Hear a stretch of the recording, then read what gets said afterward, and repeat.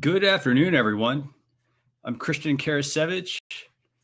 On this week's episode of Social Chatter, I'll be joined by my good friend, Mr. Vincent Orlek. He's currently in a meeting, so we're going to be doing this show solo right now. But if you'd like to, jump in, feel free to. We've got a lot of stuff to cover this week in social media. I mean, just a ton of things. I'm going to try to keep this to 30 minutes, like I say, each week. But today, I got to say, we have 1, 2, 3, 4, 5, 6, 7, maybe 8 things. And then I have about 4 to 5 tools that I want to share with you all. And so I'm going to start, off the show. Oh, look who's here. What's going on, Vincent? What's up, man? Can you hear me? Right on time. Can you hear me? I can hear you perfectly. Can you hear me? Yeah, I got you. Awesome. Very awesome. So I actually haven't started. I was just telling everybody you were in a meeting, and I think we had a lot to cover today. I think about 8 items. Man, I don't know. I saw that, and we have a lot to cover. Yeah, I have to say, I'm somewhat amazed, I guess, this week because I call this the Social Chatter show, but I really think that it really should become like the Facebook show or the Instagram show, because every single week for the past 3 weeks, it's either been all about Facebook or all about Instagram. Yeah. And it's, very similar this week. We do have a couple of other new things going on, but it's pretty amazing what Facebook's doing. They're really. Although there was also I meant to actually bring this up with you before, but there's no, bye. There's with Snapchat. There's the Snapchat update was pretty big too, and that just happened within the last 2 days. So I forgot about it until just right now. Mm-hmm. Yeah, you're talking about the one where you can do some really cool stuff with your face, right? Yeah, dude, it's amazing. It's got the facial recognition now where it reads your face and puts things on you that you pick, and So why don't we do this? Why don't you tell our viewers, tell everyone about this? I'm going to actually update our notes, but tell everybody what this is, Well, so in Snapchat, and I can even potentially show you, it's for selfies only. So when you're in Snapchat and you do the selfie mode, what you do is you press, let's see if I can do this here. So you press on the screen. It's not going to show it on here right now, but I'll do it so that you can see. So you hold down the button, you hold down on the screen, and it reads your face. Then some other buttons pop up. I'm sure you've seen a lot of them. Mm-hmm. Yeah, I saw Tyler do one actually. It was pretty funny. Okay. So awesome. That's the one that everybody keeps using is the puking rainbows. So is there a way you can play that for everybody? Can they see that? There's a video option too. So let me see. Okay, yeah. So you're doing this still. Okay. Hey, everybody! So that's me acting crazy, right? Mm-hmm.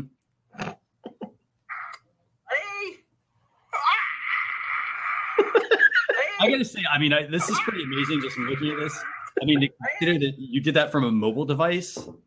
It's just amazing how. Yeah. You see how easy these tools are making things. All you need now is just, some creativity and, to figure out how that application can apply to whatever it is you're doing, whether it's your business, or just doing things for friends. It's pretty amazing. Now business wise, that type of thing, it's definitely more for the personal side, obviously. Right. Right. It could be though, if Snapchat gets into, being really useful for businesses. I could see that being used. Obviously they need to change up how it kind of works, but but there's other things. There's other things they can put in there, I'm sure, that it's not goofy like that. I'm trying to think of something right now, but there's definitely got to be a way where that can be applied for some sort of a business purpose at some point. Someone will figure it out. Is more like it. It may not be Snapchat. Maybe it just the brand itself that figures out a way to, right.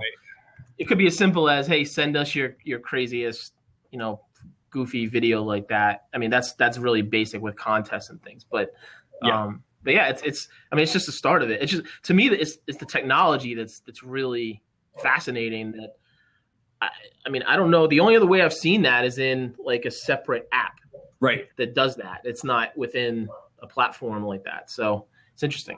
Right, exactly. Like you typically would have to like go to another app, and once you go to the other app, you'd have to kind of create something, and then once it's done, then you could go in and mesh it together with some other app. Yeah, save it to your camera roll or upload it to and a lot of times, even when it uploads directly from the app, say to Facebook, it's more like a link type thing where it's not just the straight video, the native video. It's a post comes up and you have to click on it. It doesn't show you totally what it is. It just shows a link to that piece of content. So yeah, it's fun, man. Snapchat, I said that they upped the ante with that, and a couple of people were like, "What do you mean they upped the ante with that update?" And I'm like, I mean, it's kind of being more facetious than anything, but I do think that it added something to it that we haven't seen before in these other apps.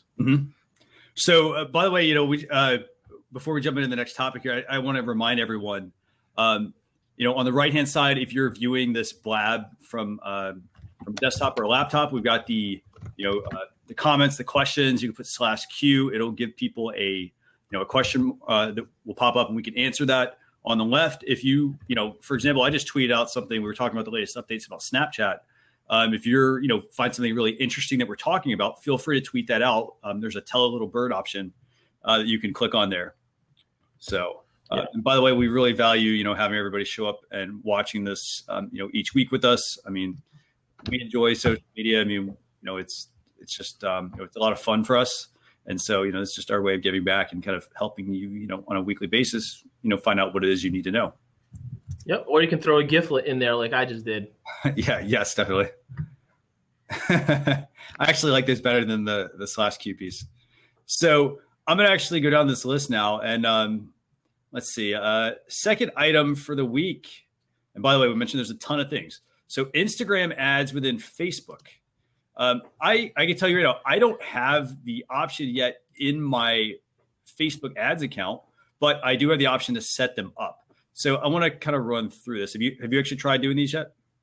No, I've seen it. Now, what this is referring to is the inside the business manager for the pages. Yes. Where it gives you the option to do it. Okay. I don't have it yet. I've seen posts from other people that were like, what is this? All of a sudden, like it just showed up. And they were like, does this mean I can run Instagram ads? And so I don't have personal experience with it yet either. I've just kind of seen some posts about it. So I'll actually walk through what this is and kind of how it works. So first off, you access, and by the way, I'm going to try to put together a little tutorial to kind of show you guys how to access these, and then also how you can run them. So basically right now, if we talked about this last week, Instagram has rolled out ads to basically everybody now. So, small business, medium business, large business, you can basically run your own Instagram ads. The way that these work now is if I'm inside of my Facebook page and I go into, say, my settings menu, there's an option now. It'll show Instagram inside your little sidebar. And what's really cool about this is once I click that, it basically is going to authenticate with my Instagram account. So that's like step one. So like if you absolutely don't have any plans of running ads yet, but you're thinking about it, might be down the road, this is step one. Everyone should do this just so they get started. Step two, though, which is actually pretty neat, you could actually run Instagram ads within Power Editor. And I'm actually going to pull up this because it's kind of fascinating. I know I can't share this, but basically you'd be able to create these within Facebook Power Editor. But there are a couple little caveats to how these kind of work. It all comes down to really the objectives that you're going to run for your Facebook ads. So once you do step one, which is to connect your account, and then you go to facebook.com/power editor, you'll go basically to create a new ad. You'll probably want to start with a new campaign. And once you're doing that, you're going to have some objectives that you can pick from. And this is how you're going to be able to actually tell if you can actually do this. So if I go into Power Editor and I go to create a Facebook ad, there are, there could be some objectives that are going to pop up. And when you click on the objectives, basically you can do clicks to website, and you'll see an options. It'll say create ads for Instagram. And at that point, that will actually take you through the process for creating ads that are going to work on Instagram. So it's pretty neat. The reason why you're associating your account as well, by the way, is so that it kind of knows like how it's going to like show up inside of Instagram. So it's, it's going to know one, what to work with, but also it's going to show you, it's going to, because you're creating it in Facebook and pushing it to Instagram, it's going to basically, give you, kind of put the two together. So, by the way, overall, I am like just thinking about the possibilities there of Facebook ads and Instagram. Like, they've always run as two separate companies, and like this, I think, is another step towards like bringing everything together. I mean, creating ads in Power Editor, just so now you can push them on Instagram. I mean, that's going to be really powerful, I think. So that's how the new features, how it works. If you guys have any questions on this, feel free to put them in the comments, or like I said, I'm going to try to put together a tutorial on this. But what are you thinking about this, Menson? Like overall? Well, what's funny is I don't know. First of all, I don't know that everybody uses the business manager setup. I think I know I was a little hesitant to switch over, right? To use it, but what's funny is that's what we used to use. Like that was like the perk of having a business account, right? Back when I was there, is like when we worked with people with businesses, we would set them up on a business account with a separate ID, and it was an ad account for their business, and it was separate, and it was like this revelation for the agencies, because all of a sudden they could have one place where all their pages were all included, all their ad accounts for their pages and everything was all in one spot. And since the business manager came out for like everybody pretty much, I think a lot of people have been hesitant, and that's where this is located in. I mean, this whole ability to do ads to Instagram, it's in the business account. The business manager, I don't know, maybe that'll be kind of like the thing that really helps spur people to switch over to using that for their management of their pages if they have multiple pages. Actually, let me backtrack real quick. So actually, you can set this up within your regular Facebook page. Oh, you can? Yeah. Oh, okay. Page. So it's in your Facebook page in the settings menu there, and then there's an Instagram option on the side. And once you set that up, then you can to create your ads, you go over to Power Editor, and that's where the magic happens, basically. So you can have, as long as you're in Power Editor, then it'll show up. That's where the process starts, and then depending on. So here's the thing with Instagram ads, depending on the ad's objective, you can't use certain objectives for Instagram ads. So if you pick like say website clicks, that's the best one probably. That one should work, and then you'll know if you can actually create ads in Instagram. When you set that option, there'll be an additional menu option. So yeah, gotcha. That's basically how it works. I mean, what are your thoughts though on like just the overall process? Like, do you think? Well, yeah. I mean, it's like conversions here. Yeah, it's got to be. I mean, you have to do it. It's if you're managing a brand or multiple brands, I mean, you're going to want to run ads on Instagram for your brand. There's no question. And again, I'm of the school that I don't care what the business is. I really don't care what the business is. I think there's a way for every single brand and business that it makes sense to run ads on Facebook.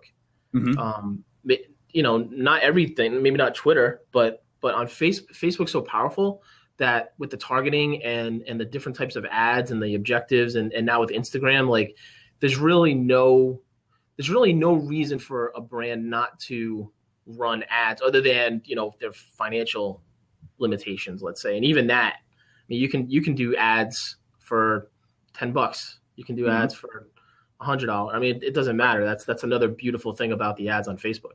Well, see, that's the thing with like ads in general. I mean, a lot of people go into it thinking, hey, I got to have, $10,000, to run ads. And it's like, well, no, like if you do them right, you don't need a huge budget. I mean, you can, if you're starting out, start with a couple dollars a day. I mean, when I started out using Facebook, like I ran some ads, but I didn't put in tons of money.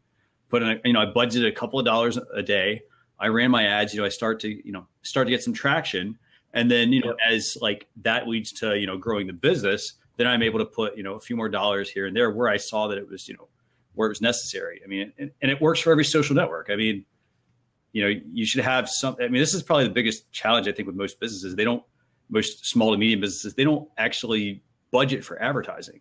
Right. You should have some sort of budget so that when some of these new tools come out and you can actually, run ads, you have budget available, as opposed to like, well, hey, I don't have the money right now. Like, put aside a little bit, and cut something up, cut, some Starbucks, for instance, or, reduce like that's how cheap it is. I mean, that's how inexpensive it can be. Like if you cut out eating lunch out every day. Oh, that's I mean, that's money you can spend. That's say $50 a week you can spend on ads for your business, and that can turn into a ridiculous conversion.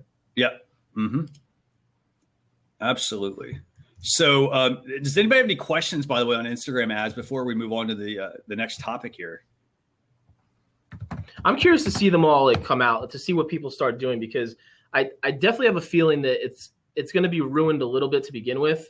Yeah. There's going to be people that don't know like really how to do the best types of ads on Instagram. Although I think that there'll be more people that know how to do quality advertising and marketing using Instagram ads now than knew how to do Facebook ads when those first came out. Yeah. Mm-hmm.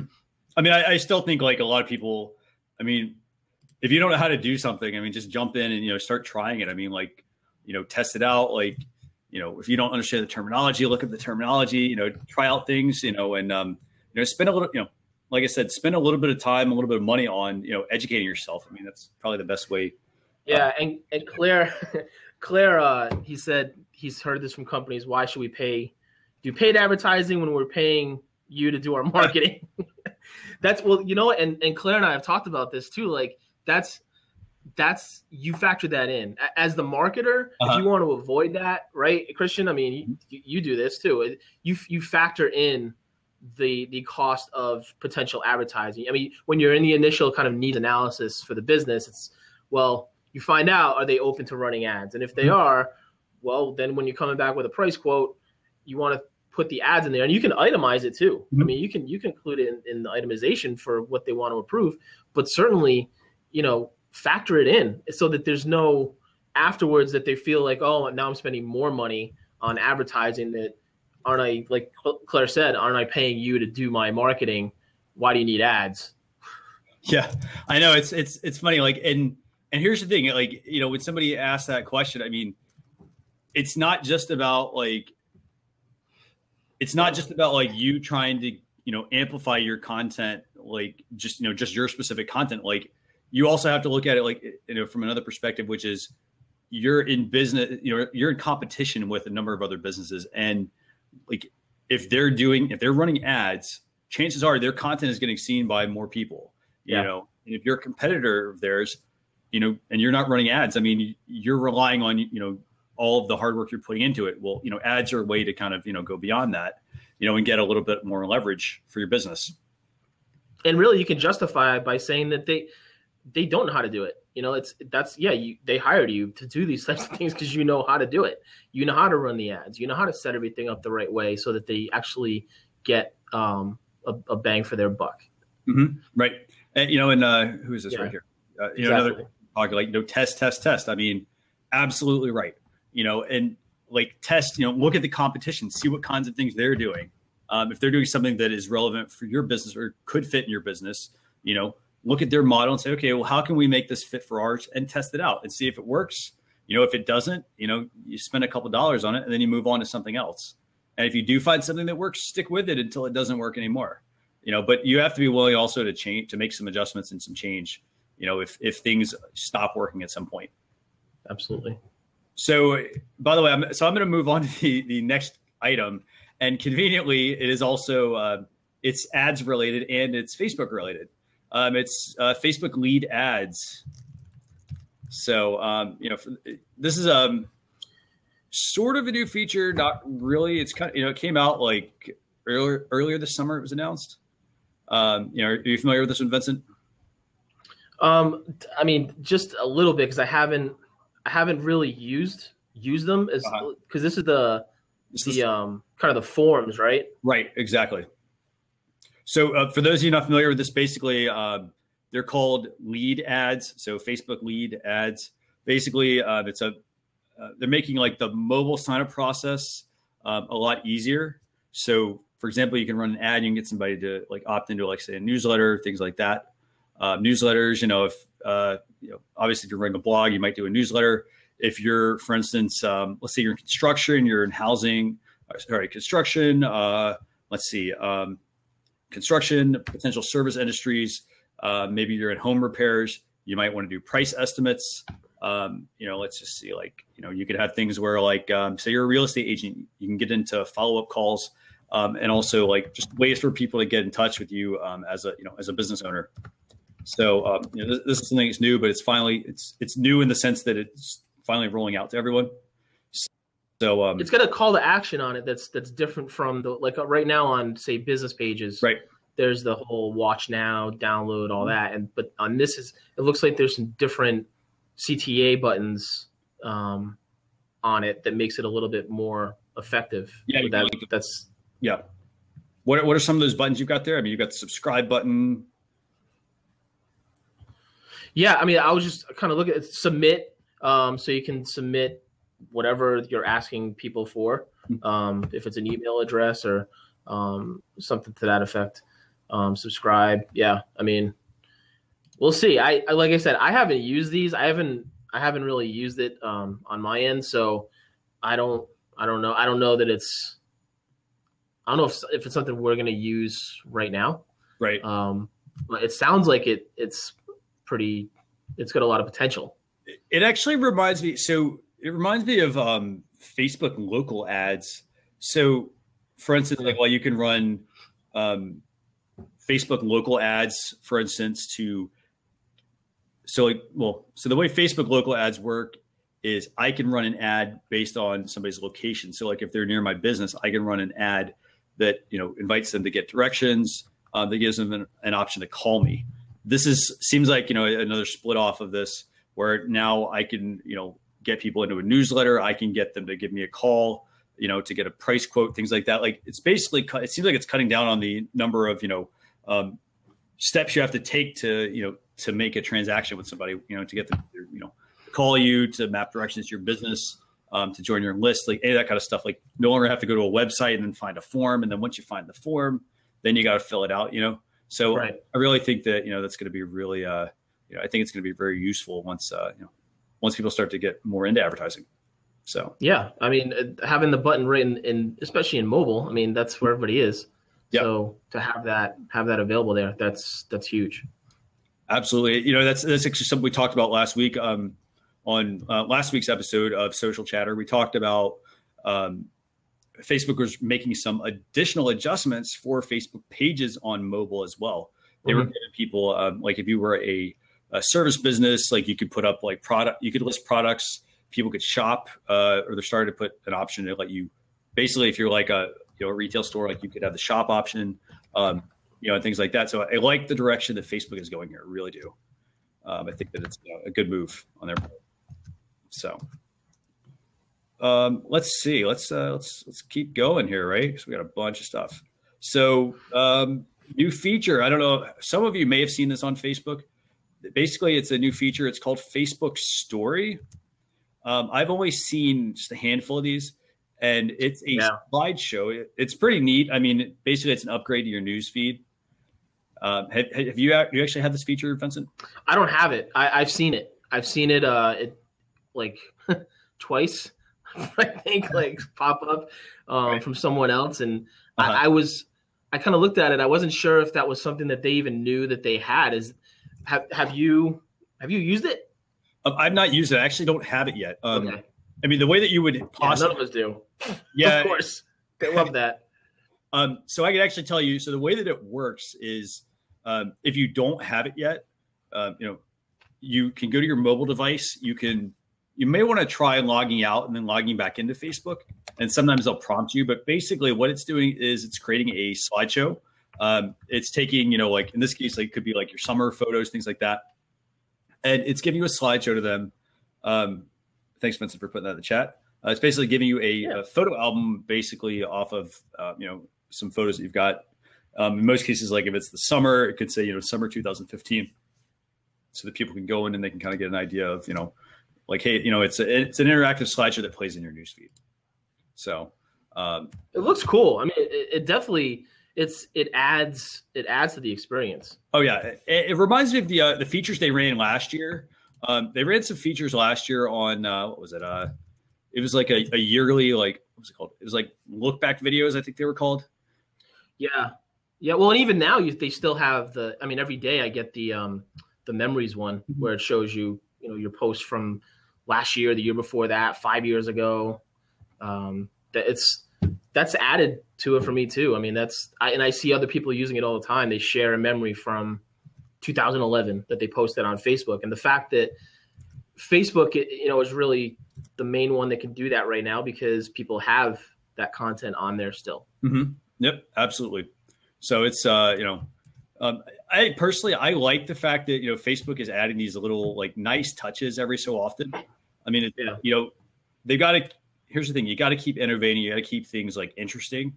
And, if I'm constantly just going into Facebook and seeing like, oh, hey, here's the news feed and, oh, that's a video and that's, that's a text update. And hey, there's a link post and hey, there's more ads. Like, that's not going to keep me coming back. I mean, yes, it is because I want to check out people's information, but it's not going to keep me in there, like on the site, in the news feed, constantly reading things. By adding some of these little, interactions, it's personally, I think it's a way that Facebook's slowly moving things out.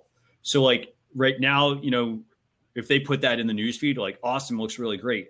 But then I could take that a step further. And maybe I want to put that into a blog post or something, or I mean, heck, you could probably embed it. Yeah. Embed it on your site. Right. Like something that would take it like outside of Facebook. And it's interesting enough to where I'm going to want to actually look at it as opposed to like, I'm going to want to like look at, it's going to catch my eye as opposed to like, oh, hey, and I'm going to wonder, well, hey, where'd that come from versus, oh, hey, like, I got to go to Facebook and do this. So I think it's going to be pretty neat.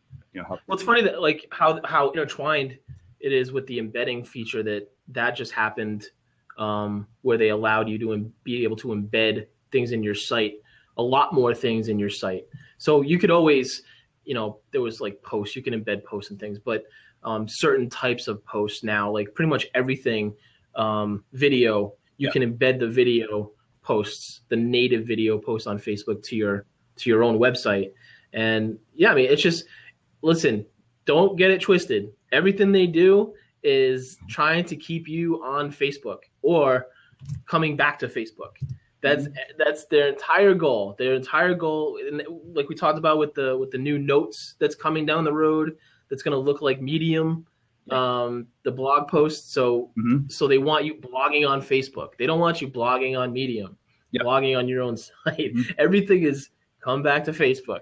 Stay here. You don't have to go anywhere else. Exactly. Let's see. What's next gen Bizman. So Brad. Are you talking about the slideshow? What's he referring to? Yeah, he was talking about the story. Okay, the story. Okay, cool. Very cool. A photo album as a story and calling it a Facebook mini magazine. That's what he posted earlier. So there you go. We put a link up to it. Even better if we can see it. Awesome. And then we have another question here. Isn't the objective of most websites where time on site is a key metric? I mean, in most cases, like that, I think is important. I mean, I think for Facebook, obviously, it's crucial, because like, they want to keep people in their site so that they're, able to drive up, one, they're able to like keep them there. They're able to drive up probably impressions and things like that they're showing and being able to then, go back to some like advertisers and, hey, we got all this data about this person. And I'm guessing probably the more time you're on Facebook, the more they're able to also collect some of that data probably. That's definitely an objective. That's to a big extent. It's not the only objective, but it's certainly a big objective for Facebook. To the point of, was it a month or two ago?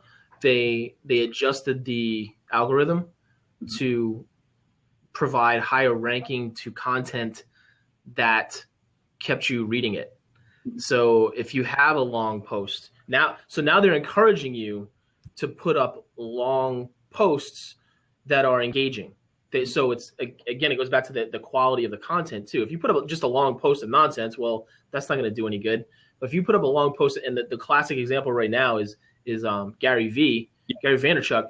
He's been killing it. Like he's got a huge audience anyway. People devour his content, but he's been putting up posts, like actual full-on blog posts that you would put on your own website or Medium or something like that, right, in a post, just a regular post. And the engagement is huge. I know he's been talking about how big it's been, but if you can create blog posts like that now, it's going to help you. Actually, it's a factor in how they're measuring, how Facebook is measuring and feeding you content from your friends and the pages that you follow. Absolutely. So we got another, what's that question? Let's see. Oh yeah, he's saying, what's the overall engagement factor?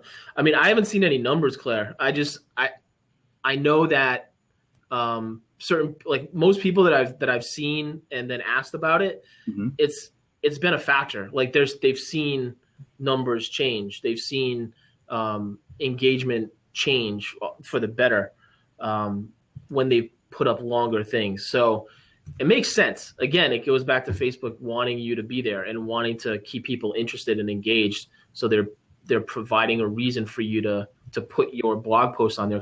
Prior to that, it really wasn't beneficial. And if anything, people were like, why is this super long post on Facebook? Yeah, absolutely. So, actually, yeah. So we've got, I guess super long posts. I mean, they work for some people, they don't work for others. But I mean, the key thing here is, like, I got to say, a lot of times you'll have people, like, they'll sit there and they'll try to dissect, like, the length that a post needs to be on Facebook. And they're like, oh, well, hey, you know what, if it's X amount of characters or X amount of characters, between, 50 and, 500, like, posts that are 500 tend to do better. Like, I have to say, it really comes down to, like, just the quality that you put out. Like, it's not about, like, oh, hey, I'm going to put out, like, longer posts and expect to get, better reach and, like, and everything else that goes with it. Like, no, it's not about that. Like, just put out quality content that your audience is going to find interesting. That's what's going to really help you, stand out. I mean, yes, the longer posts do give you, more things to kind of, work off of. If Facebook decides they want to start indexing stuff and start, wanting to put it in a search or whatever, like, yes, that's going to help. But, it's important to just remember that, when you're putting content out there, put out what your audience wants to hear. Don't just put something together just for the sake of having content out there. Right. Well, and I think the other factor too, as to, like, why Facebook is doing this, in addition to keeping people there. I mean, for how many years now we've been talking about Facebook with graph search? I mean, graph search has been in there for at least 3 years. That I think three or so years, 3-4 years, and no one uses it really. Even now that you can go in there and you can find your own content, like keywords and all that. It's more powerful now. It's more robust, the search function within Facebook. But those kind of posts, the more people start doing that, that's more. It's more content that's being indexed within the Facebook search function, and it's providing more and more. It will provide more and more search results. I mean, that's the thing you always hear, right? Is when someone does a search on Facebook, you don't see the most relevant results. You don't see the most recent results. You don't. I mean, it's wonky. So I think that's part of why they're also going that way as well. Absolutely. So I'm just going through some of these questions here. Let's see. Yeah, Brad, I agree.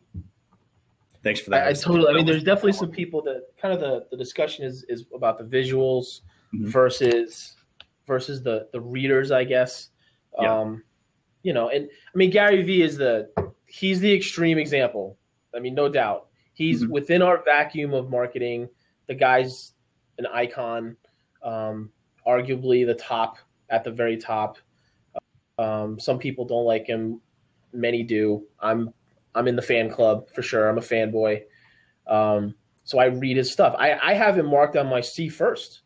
So I see, and I understand he's the ideal. He's the top example. So he's not the bar to measure against by any means, because they engage and read his stuff as it is, no matter what. But certainly, that's I think that develops more in the future. Like I think more people do start doing that and tying in. Like don't be surprised if a year from now Facebook doesn't include the ability to throw an image in the middle of the post. Mm-hmm. Where it's an actual blog post like on a website where you can put images and video and stuff in the post itself rather than just here it is on the top or on the bottom, and you have to hit see more and then it's still on the bottom. I could see them doing that, or just developing that notes section, and then the way that gets shared comes out. It's not like a regular post. I'll be curious to see how that looks when you can share from the notes to the feed, what that looks like. Because I bet you it does not look the same as a regular post. Agreed. So, by the way, this actually really is a good segue into our next topic. What's new in social media this week? Facebook, the big one. What? The big one? Yes, the last Facebook one here. Yes, the Facebook dislike button.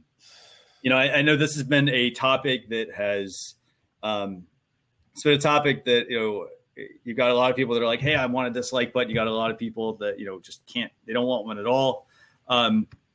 Supposedly Facebook's going to have a dislike button. I don't want to say that like it's not good. Who knows what it's going to be.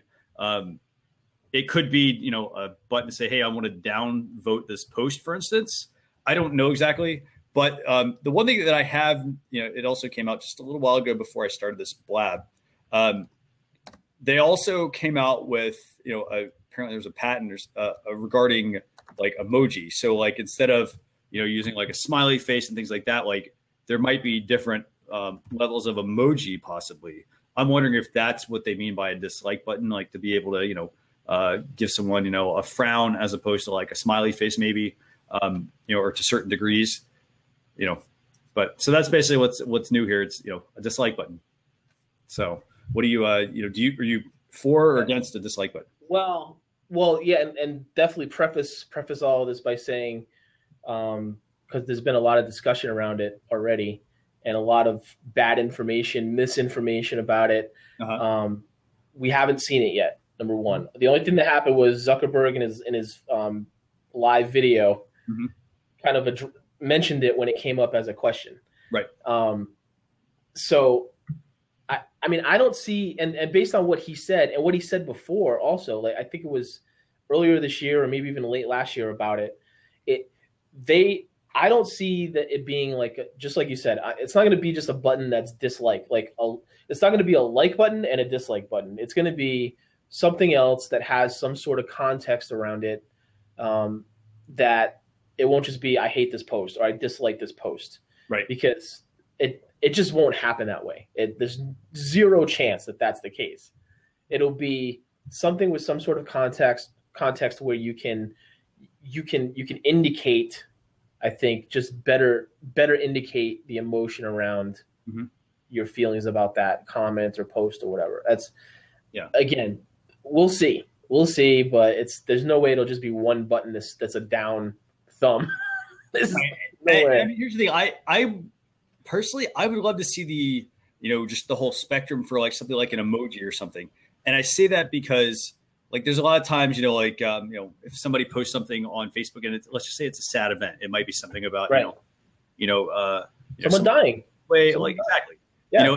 And I feel bad for liking that stuff because it's like, well, hey, I support you, but at the same time, like it just gives off a totally different meaning. It's not like, hey, I'm glad that happened. I mean, it's right. I'm there to kind of, support you, but I'd love to see like the varying degrees. That way I'd actually love to see like varying degrees, but then also somehow use it to like, up rank and down rank content, to have some sort of like layering in there, like maybe take in, like certain sentiment. Yeah. So. That I think would be exactly. That would be a little difficult, Yeah, right. It'll be hard. I mean, how many companies are out there right now that they say that we can measure sentiment to an extent, platforms you pay for per month, and we can tell you what's positive, what's negative. And I can tell you from demoing 90% of them and using one of them, none of them accurately do that 100%. Now there's some that are better than others for sure, but none of them accurately measure sentiment when they're just going by the words, the keywords. I mean, that they don't have a way to do context quite yet. They're trying to develop that, but it's not there. Mm-hmm. Right. So I know what most people do, what I see is they'll put like the little sad face emoji, mm-hmm. or, one of the stickers even.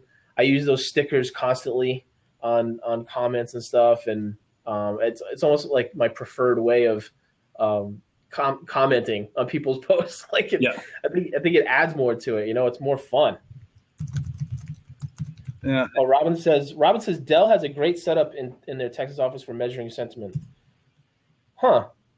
Well, is it effective though? Do what? Because Robin just posted that on the side, that Dell has a great setup in their Texas office for measuring sentiment. I mean, there's absolutely tools out there that are better than others. I would wonder, how would you say it's accurate, Robin? Like, what did you see?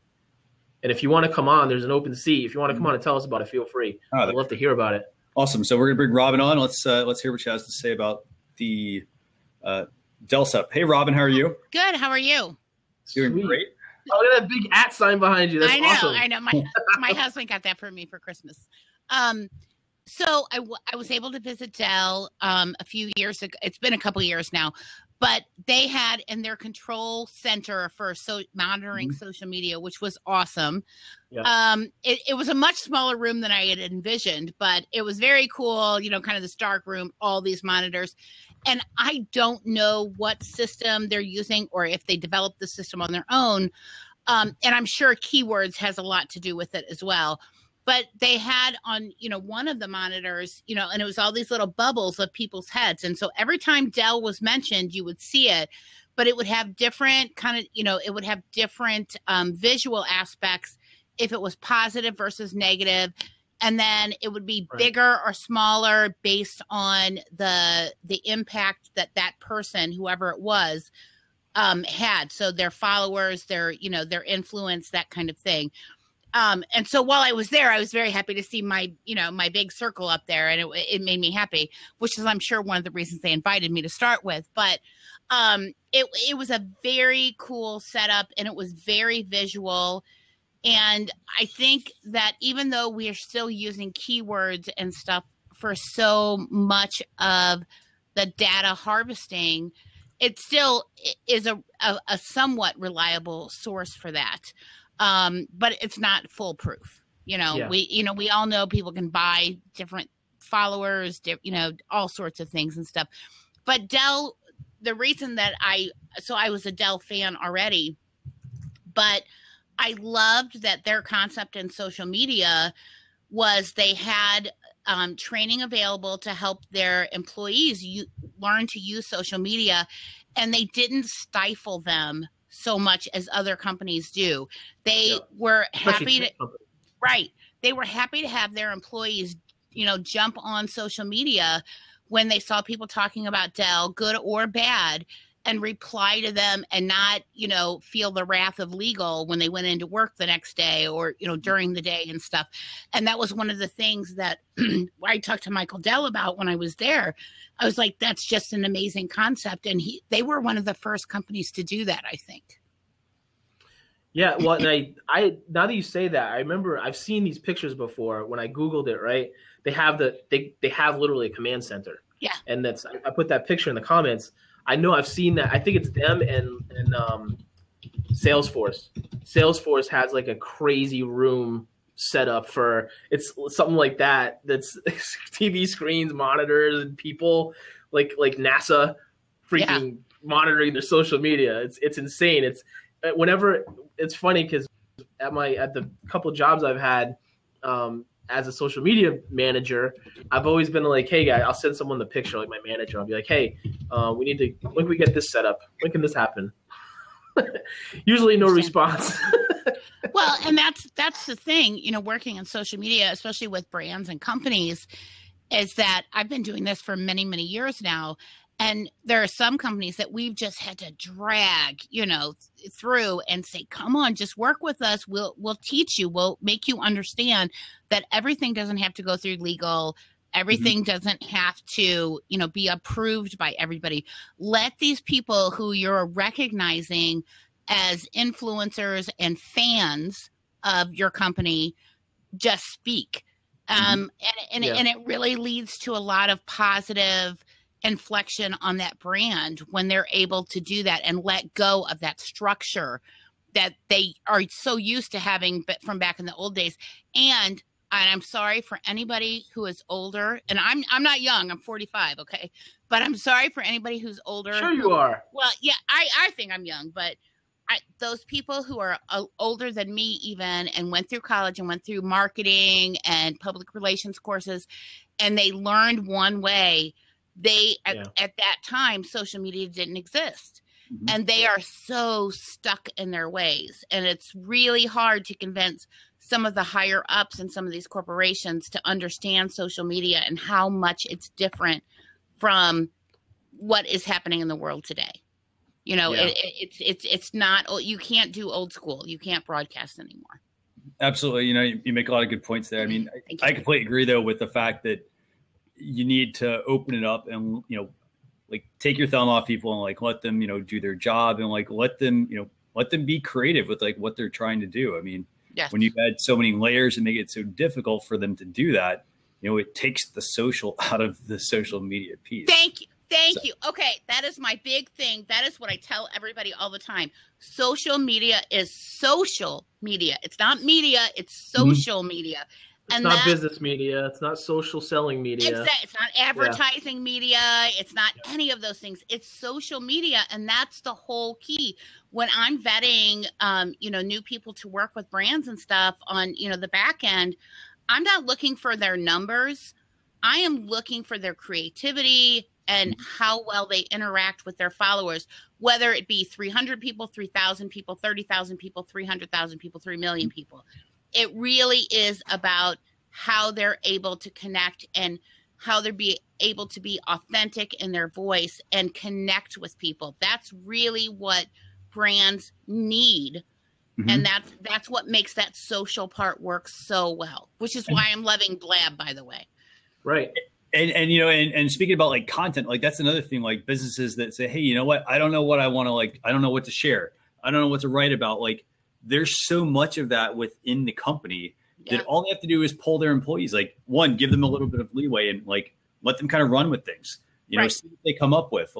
They might, the first thing, maybe a dud, but it gives, it chips away and it thaws, some of that frigidness, and it gives people, the opportunity to kind of really learn, well, hey, what can our company do to really take our brand up a notch? Right. And even working with, bloggers and other people on social media, some of them who have been doing it for a while, they get stuck in a rut as well. So they used to be really good at connecting with their audience, but now they've kind of gotten stuck a little bit, and they're been working with brands so long that they're kind of falling into that same, regimen that they have, and they lose that creative part. And I have them asking me, okay, well, what should we share? What should we do? And I'm like, do what you do. Tell us about your life and how whatever this product, brand, service is works for you. That's what we want you to share with your audience. We don't want you to put out canned stuff. We don't want that from you. We want you to be creative and share it as it impacts your life. And speaking of all this, it's so interesting because one of the best places to start with that is your customer service side. Go to your, if you're in, if you've got, everybody has a customer support staff. Go to your customer support staff and say, okay, what are the questions that come up all the time? Well, okay, let's take those questions and we could turn it into a blog post. That's the easiest way to do something. We can, create a note on Facebook, for instance. We can create a short video. That's going to then start to bring out the person's personality. We could put a blab together, for instance, and say, hey, you know what? We're going to do a weekly blab on, answering 5 questions we got this week or something. And you could actually, and you could pull in this case, it could be 1 or 2 people, and you could rotate seats and have your customers come on and ask certain questions. Obviously, that's so awesome. That is exactly right too. And so one of my bigger clients that I work with is a wireless carrier, and we have been doing Twitter chats with them for many years now. Right. And what we have found over the years as we go along, so we have a lot of repeat people that have been with us for a long time. And what we're seeing, which is so nice, is we're seeing them grow in their use of technology. They're learning from us each week, that we do this chat. And they're finally, it took them a while because that's human nature. But they're implementing that. And then the other thing is, whether they're new or old, when they present questions to us, we know what people are looking for. We know what kind of questions they need answered based around this particular, service and that and devices and things like that. And we're able to address those things because we're listening to the average person. And that's what you need. So sometimes us creatives, we all get together and we think a little differently than the average person a lot of times. And you have to look at that average person side. Like us, we look at advertisements on blogs and in social media. We tend to look at them way differently than the average person does. Yeah. We block like everything out. We're like, whatever, we don't care. But yeah, we want you to advertise with us too, because we want to make money, and it's a catch-22 thing. But the average person is who we really need to look at. And I'm very lucky that with my husband, he's not in social media. He's more of a regular guy. And so I ask for his feedback all the time as a regular person. What is it that you like or dislike about this? What do you want? What do you need from that company? What makes you like them? What makes you follow them? That kind of thing. And I think expanding on that regular person kind of feeling is what we all need to remember, those of us that are in social media. Oh, by the way, guys, I just want to clear this up. When I posted those photos earlier, the first photo I posted, I pulled it. I was thinking it was that's a Salesforce one, the Dreamforce one. And then the second photo is actually the one from Dell. Yes, it is. I recognize that picture. I'm actually looking for mine in the background now. I'm going to try and pull that up for you guys. The pictures that I took from it. I'm sure it's here somewhere. Yeah, cool. Definitely. I remember I'd seen those in that Dreamforce one was always the one I keep thinking of. Because it's the huge stuff going on. That is absolutely huge. But I got to say, I just want to make one point on this, and we're going to go to that next topic. But when people are looking at these command centers, these companies have these command centers because just imagine how many questions are coming in. They're getting questions on, on Twitter, they're getting people contacting them on Facebook. And we're not talking about I got a couple hundred, they're getting tens of thousands of questions and comments and things like that coming in that they need to really pay attention to, because that's going to help them drive, further products that they launch, anything that they're doing. They're global companies. So when you're that size, you have to have a command center like that. If you're a small or medium business, hey, you need maybe you need a laptop and, a couple of monitors, it's all about finding the setup that works for you. Don't think, hey, I need that setup right now. Well, I got to go ask for, 100, however much that's going to cost. Just think what will work for me now that I can then scale. So who else do it? I'm just looking through the questions here, by the way. Okay. And I'm gonna jump off, but I'm still looking for that photo, and I will post it here in the comments if I find it. So thanks for letting me jump in, guys. Oh, yeah, anytime. We hope to see you on the next episode as well. So.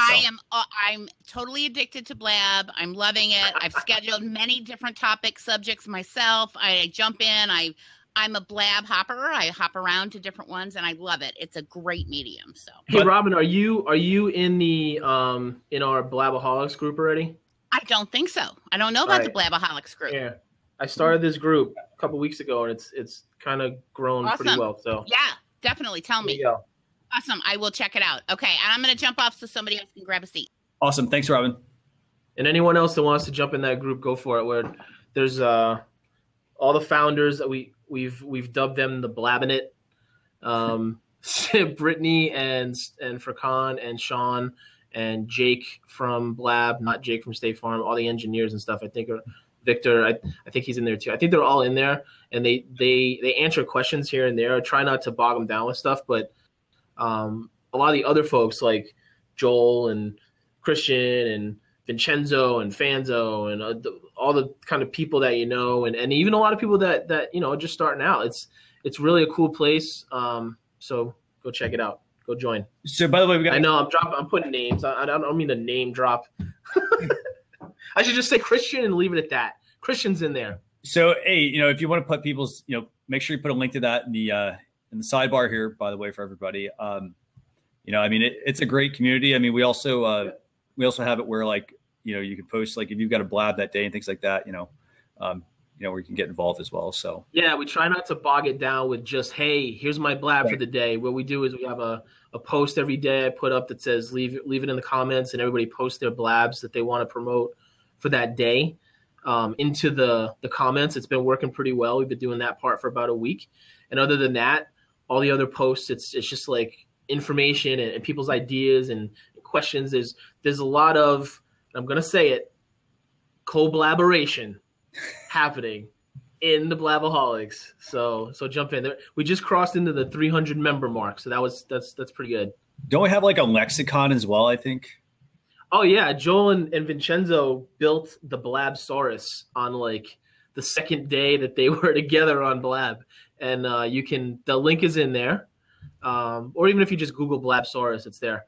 You can go to the website and submit your term that you want to see potentially voted on their weekly show. And it's like the Blabinit.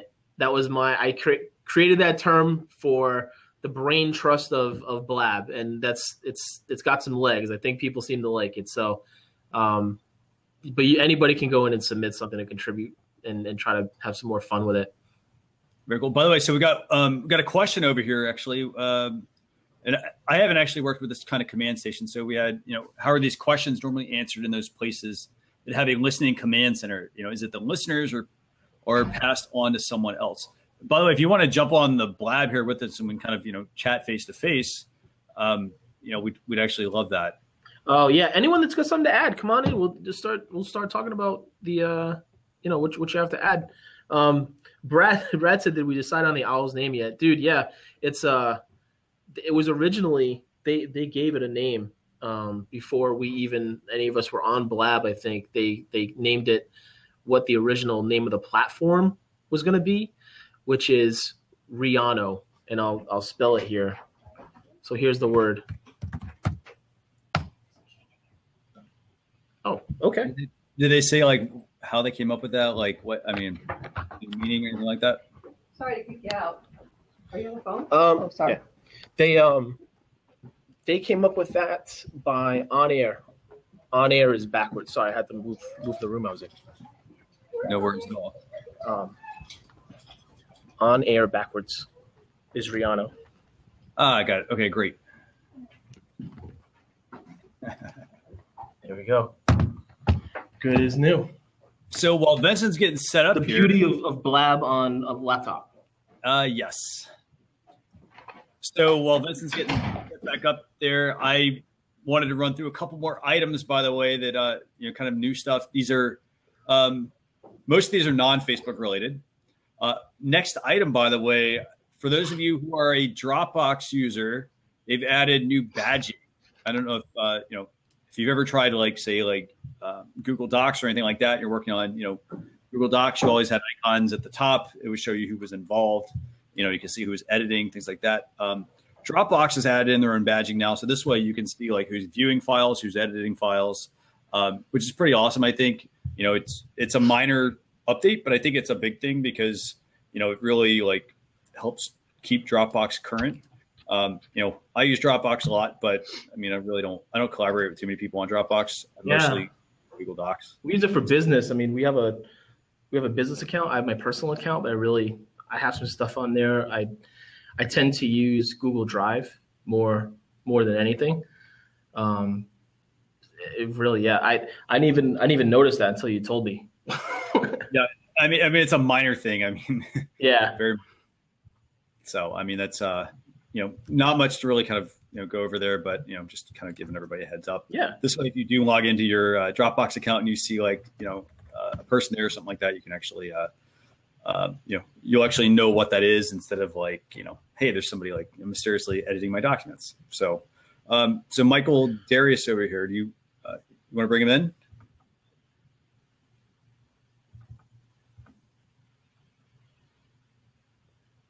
Are you asking me? Sure. Yeah. Thanks a lot, Brad, by the way, before you. Well, no, whoever wants to come in. Yeah. Lisa had a question. Sure. There, if you can see that. So Yeah. you can see you can encourage people to provide pre-show questions on a show landing page. Is anyone doing that with success where they're encouraging people to provide pre-show questions on a show landing page?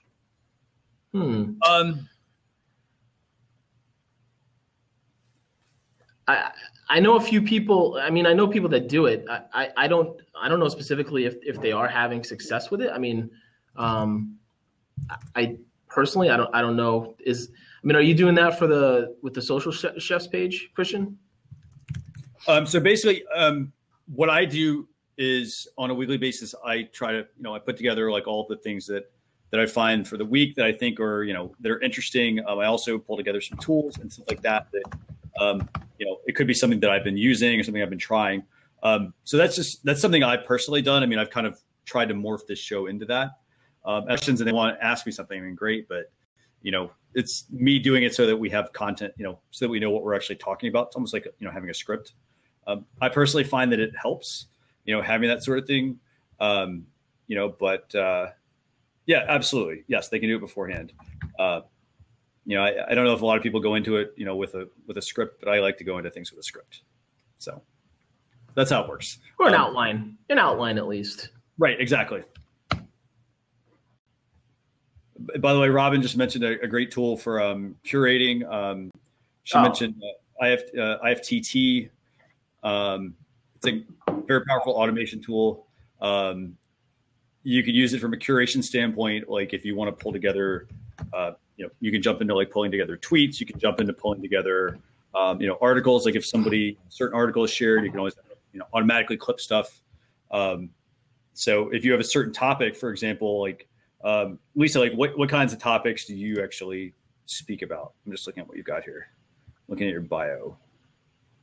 And Lisa, yeah, Christian. I know. So Lisa. yeah, you know Lisa. Yeah. Lisa, everybody in here that may not be familiar with Lisa somehow, I don't know how you wouldn't, but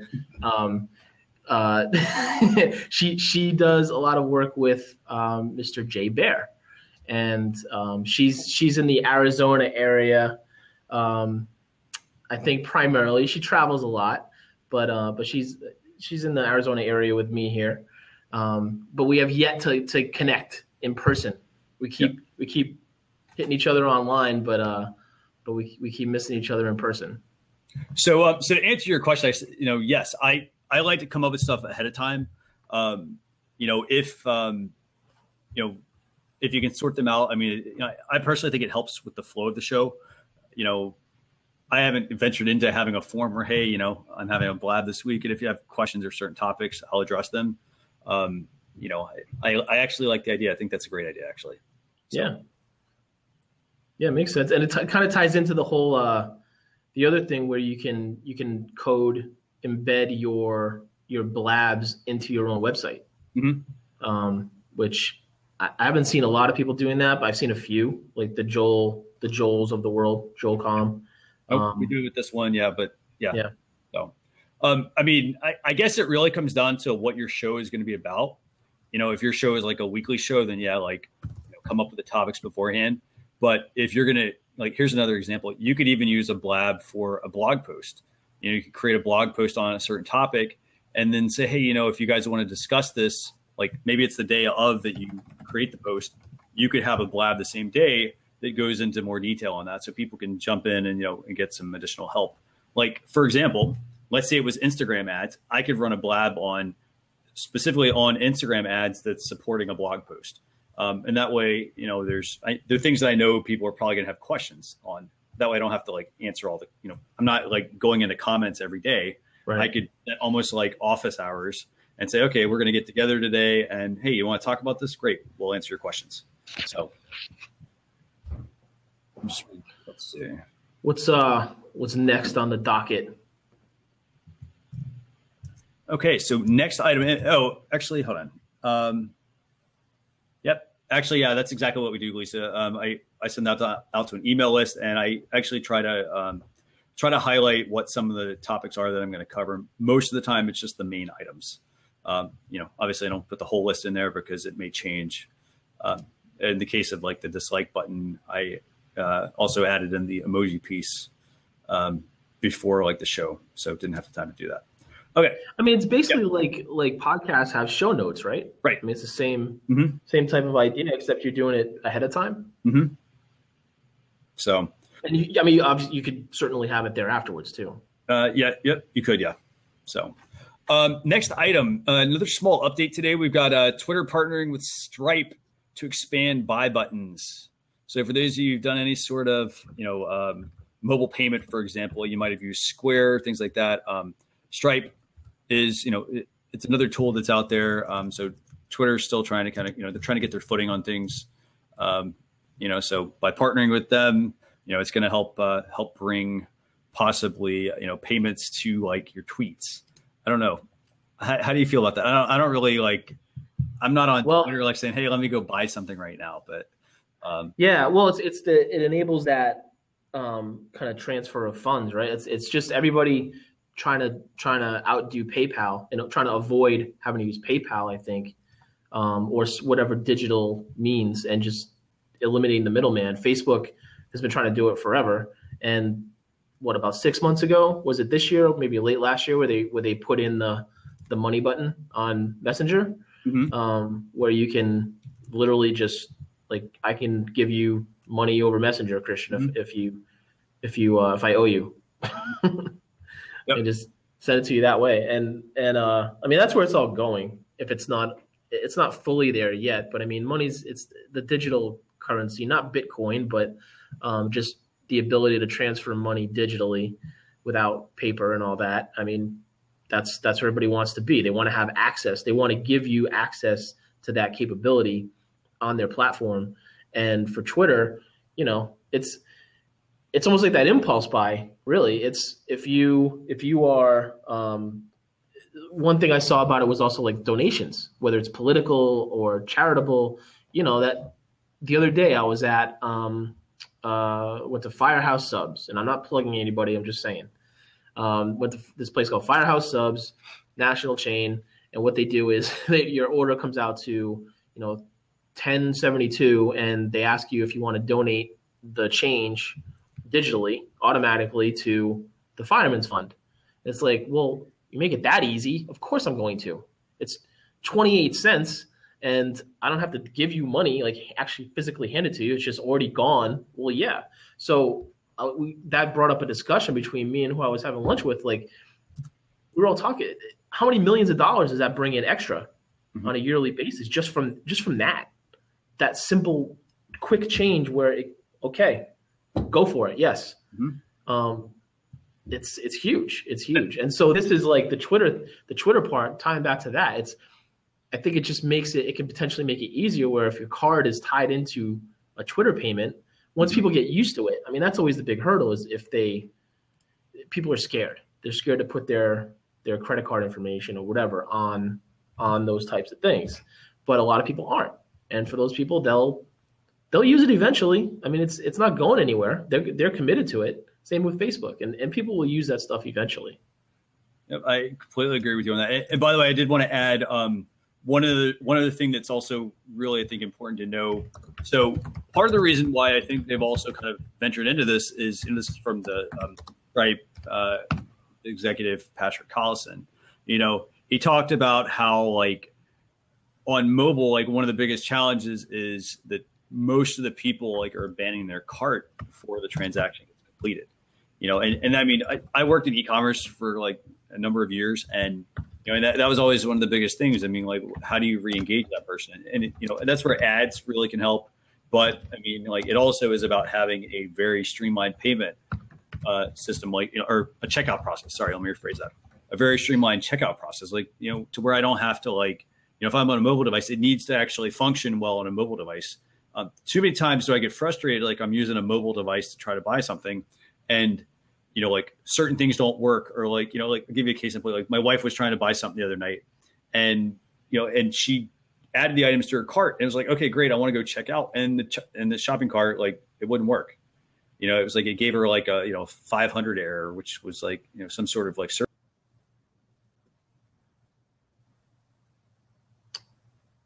Uh-oh. Looks like we lost Christian for a second. I don't know what happened with his connection. Oh wait, here he comes back in. Coming back in here. I mean, I can do it by myself. I don't know. I don't know if we need this guy. Sorry. I don't know if we need this guy. I can just do this by myself. So I mean, it really comes down to like making the checkout process, like just make it super easy. I mean, like a lot, and I think actually, that's one great thing about mobile devices these days. They're starting to go into like Touch ID.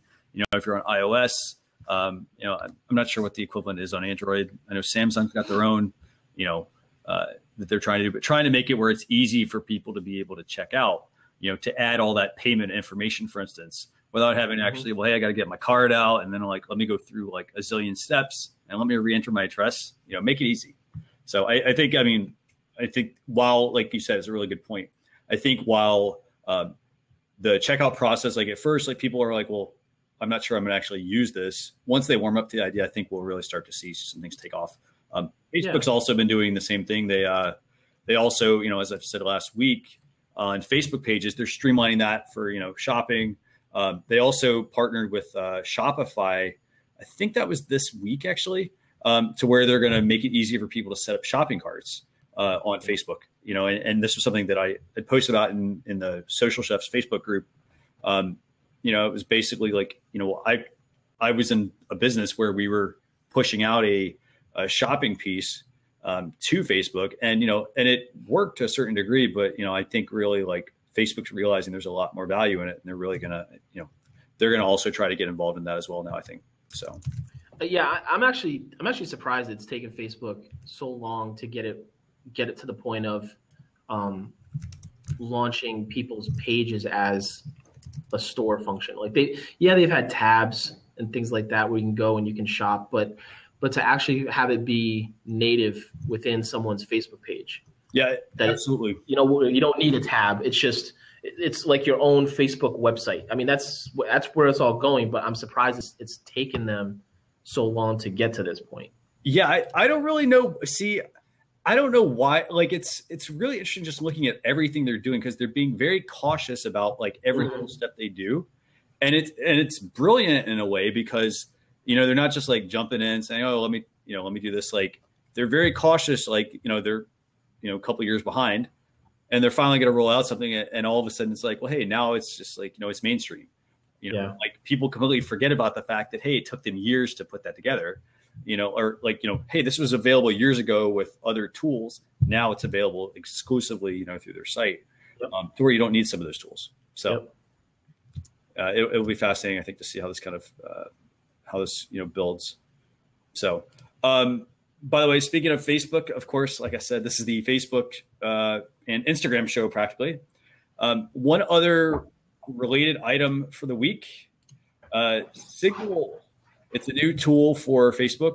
It's called Signal. It's for Facebook and Instagram. I don't know if you've checked it out yet, but it's a way to kind of find out what is trending, like find out what's new and noteworthy from like across different industries and different categories. So you can pull up trends and photos and videos and post. Yeah, I'm gonna put the link up to it right now. Yeah. From them. Absolutely. And a lot of people, like, if you first look at this, you might not know really what it is, but what it is or what it does, kind of how it can help. But it looks like it's gonna be pretty neat. Like, we talked about, Robin mentioned curating content earlier using like IFTT. This I think is pretty neat, because you can go in and you can actually, it looks like you can mark stuff, like save posts and things like that for like later. So that, for example, if you have like, say you're planning out social media for a business or something like that, and you want to find possibly some things to share maybe, or, you're trying to put together, heck, you could even do this and create a really awesome blog post, I guess, with a whole bunch of, curated content around a particular topic. I think that could be a really useful thing. But, is it? I mean, and Instagram's included in it too. Yeah. Which is pretty huge. You'll be able to call them like past posts and things like that, like for sure, public figures and things like that. Now I know it's targeted. It's available more to journalists and like specifically. And it's interesting because they say that it's available at no cost to journalists on their page. Mm-hmm. So I wonder if there's more to read into that, in the sense of, if you want it, it's a pay thing, or if it's just not available. Like, you haven't been able to sign up for it or anything? I have not been able to sign up for it yet. Yeah. I don't know. I mean, I was actually just clicking on if you're a journalist, to click here, you can request access. So you have to put in your name, your personal Facebook profile URL, your organization, your work email address. So they're not just going to give it to everybody, unfortunately, at least not right away. I don't know that it's something that they would give out to everybody, but I would love to have that. Oh, I think this would be awesome. It reminds me of a lot of some other tools I've used, like Sway and and things like that. Yep. I'm not sure if the tools are around anymore, but it gave me the ability to curate, like, okay, well, what was popular, or what's, like, I could search on hashtags and say, okay, what's, like, show me everything on Facebook and Instagram. And, like, this is actually very similar to that tool. Sway, I think, like, mention the Facebook mentions. Yeah, this is a great tie-in for that. I was even thinking the mention. Oh, okay, yeah. It's been around for a while. Yeah, that's like Sway, or Brand 24 is another one that does some similar stuff to that too.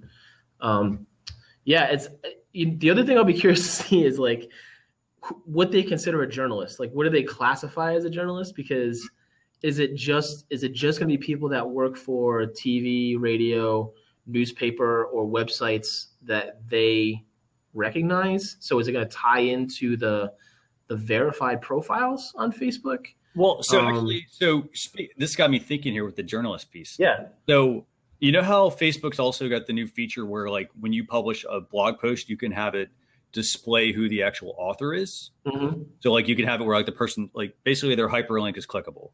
Yep. Your name and whatnot. So I'm wondering if it's going to somehow tie into that, because the whole point of that was also to let for a way for, like, if I'm, like, guest blogging on another site, to kind of help, like, amplify myself as the author, instead of, like, having somebody go look for myself and things like that. So very cool. Lisa says she's Lisa filled it out. Nice. Yeah. Hey, you guys have a very viable website. You got convinceandconvert.com. I mean, come on, you guys get a ton of traffic on that site. It's that. So I'll be curious. You definitely let us know, because I'll be curious as to what they consider journalism, if it's strictly journalism, or if it's bloggers, or what their definition is. Yeah, it's really interesting. I'm actually looking at the form. I mean, you've also got a lot of options. Like, they're saying, hey, no Gmail or Yahoo addresses, right, et cetera. So it's really, we could definitely tell, like, they're rolling out, like, the person who just started their blog, but it's really not that hard for somebody to create an email address for their website, that makes it really look like they're they're a lot bigger than they are. Sure. Good luck, Lisa, by the way. We we hope that goes well, and we can't wait to hear, actually, what you find out. And I think that'll bode well for others, like, say, Content Marketing Institute, different kind of industry leaders, Social Media Examiner. Mm-hmm. In the social media world, marketing world, the Examiner is a pretty big journalist for us. Mm-hmm. So yeah, I mean, you got lots of options there. So so Lisa, we can't wait to hear back from you on how that works. So what else you got, Christian? Let's see. So and by the way, if anybody wants to jump in, you're welcome to. We're getting towards the end of the show. We've got a couple of tools here we want to go over, but I'm pulling this up. If you want to jump in, go ahead. Let's talk about these tools. Okay. So first tool, it's called Do Social. It's a way to manage and automate social media activity. We're going to put some links to these in the chat window here. So the first one is Do Social.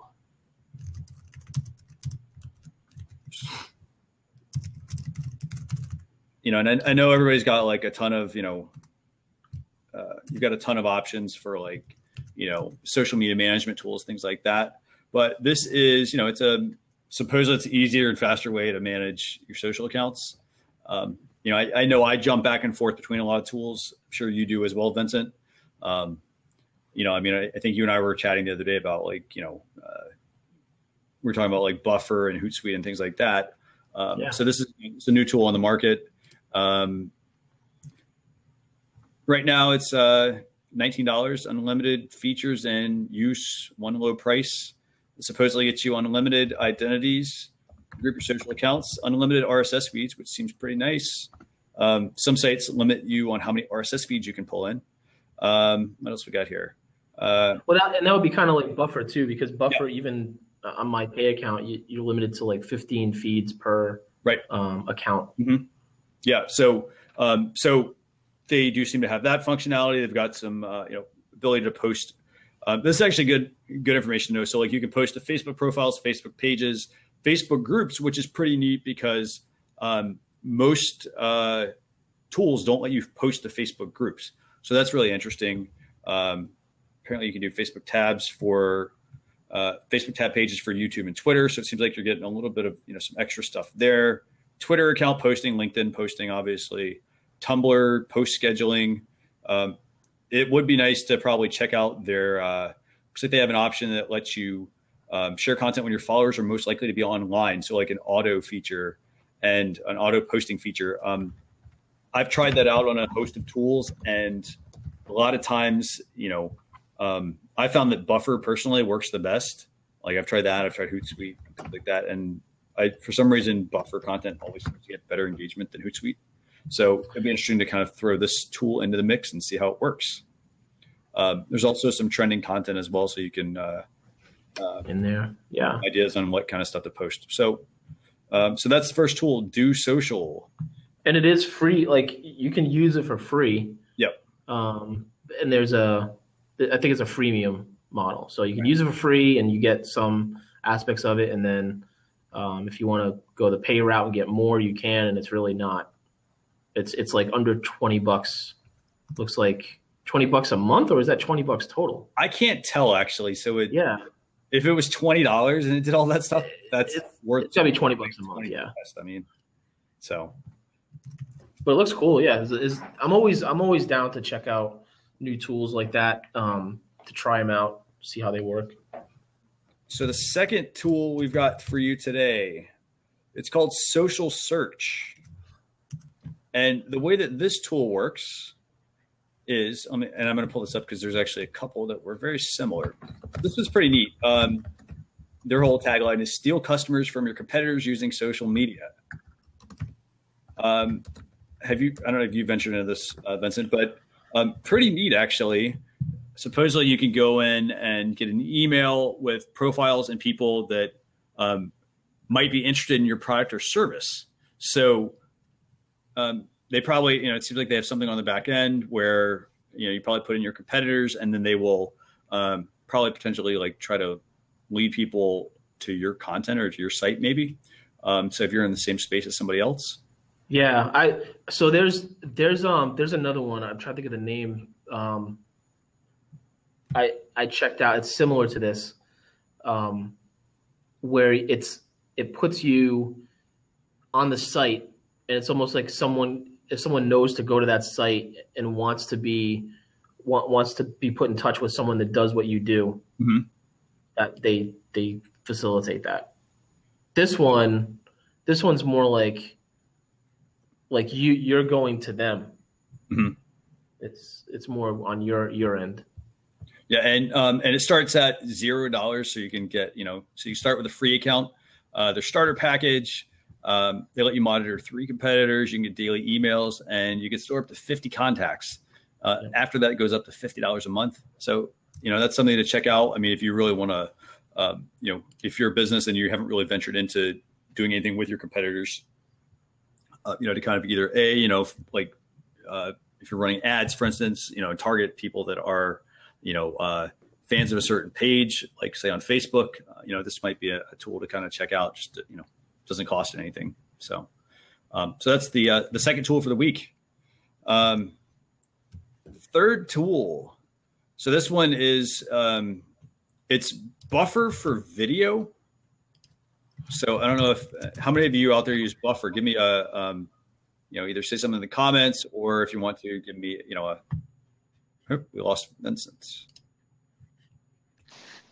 I'm here. What's going on? So had to switch to my phone. Oh, no worries at all. So we've got Buffer for video. Put the link in here as well. Last week, I think I talked about think it was last week, I talked about Buffer's optimal scheduling tool. And this was a really cool tool because I could go in and connect up a Facebook account, a Twitter account, a Google Plus account, a Pinterest account. And then what they have is, they would let me go in and basically create a sheet. So if I said, okay, I want to share 10 posts on Twitter in a day, I could go onto Buffer and run a scheduler, and it would automatically show me what the best times to post are. Yep. If I'm a Buffer user, which is super awesome, it can automatically copy that into Buffer. And at that point, I now have anything that I put up in my queue goes right into the order of the times. So I don't have to pick times. I don't have to do anything. It's like just a no-brainer, yep. Which is pretty awesome. So this is, like I said, this is another iteration of their tool. So what's cool about this is you can upload, you can schedule and share your video content. But what's really neat is, it's like you can do Facebook, like you could basically take a video, put it into Buffer and push it out to Facebook and Pinterest and Twitter. But what's really neat is, it looks really good, which is awesome. So it appears natively on the social networks. For anybody who's ever, for instance, tried to share like a YouTube video on Facebook, because Facebook is really pushing people to upload things to their site. YouTube videos don't always play very well in Facebook. Like they'll play, but they're not big and like, in your. Well, and the reach and that's the battle, right? Is Facebook is Facebook is like, hey, you want to share a YouTube link? No one's going to see it on Facebook. Yeah. You better share it natively. Mm-hmm. Absolutely. And, and this is actually, I want to continue down this path. Facebook, like you upload a video, it looks really great. You upload, you share a YouTube video, it doesn't look so great on Facebook. Yeah. But this is the same. It's playing off exactly what you're saying. So the same thing happens with Twitter. If I'm on Twitter and I'm going to tweet something out, I can't really put out very long videos, first of all. And then two, if I'm going on Twitter and I'm sharing a YouTube link, they used to have it where all of that content would be, it would be displayed in your Twitter feed. Mm-hmm. So like you'd see, for instance, if you were sharing SlideShare, a video, an image, like all of that stuff would be automatically expanded. But now what they're doing, I'm assuming this is a safe space, is anything that is uploaded that's third-party content, it's got an option that says, view more. And so you have to actually, or view summary, you have to actually click through each item to be able to view it. So this is cool where like if you're using Buffer for video and I upload a video through Buffer and go to Twitter, it will actually expand it automatically. So that's a really, really awesome thing. The only limitation obviously is you can upload 1 gigabyte of video in an MP4, MOV, or AVI format. So pretty straightforward. And it's included in all their plans, which is pretty neat. So, yeah, someone else had this question too. Yeah, sure. Is because I have this question too. I don't have the answer for it.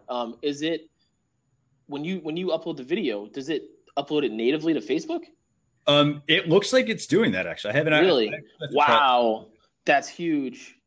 So, it says it will appear natively on all the social networks that they tie into.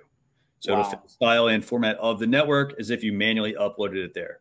So, by the way, I'm amazed at like a lot of the stuff that Buffer does. Yeah. They have they've got a lot of tools out there, but they don't always tell people about them. And so the video piece is really awesome. The optimal scheduling piece.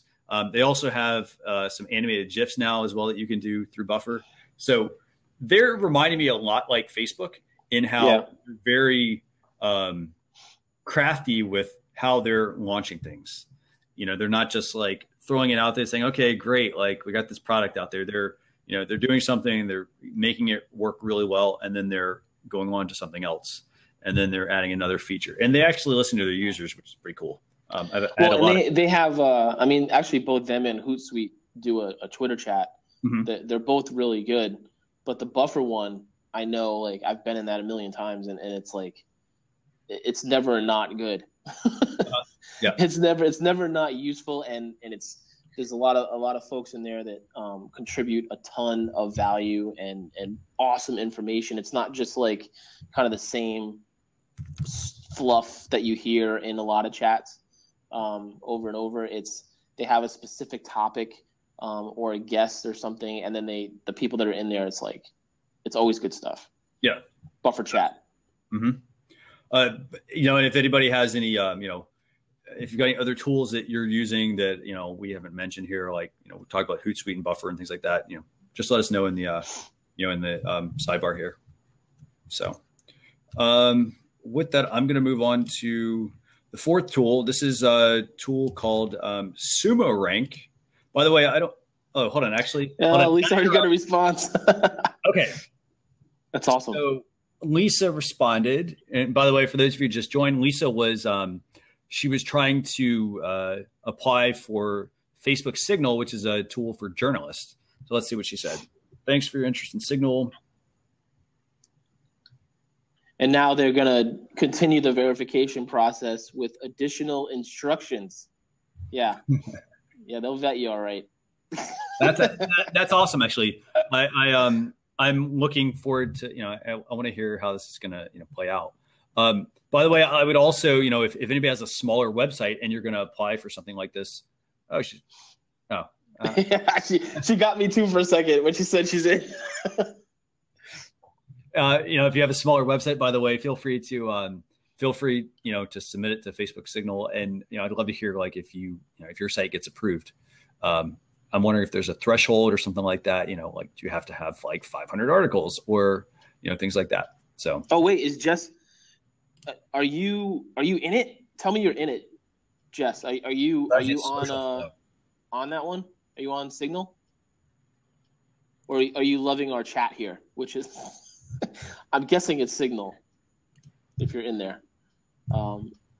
Yeah. Do you want to come in the seat? I mean, I want to hear about it if you're in there.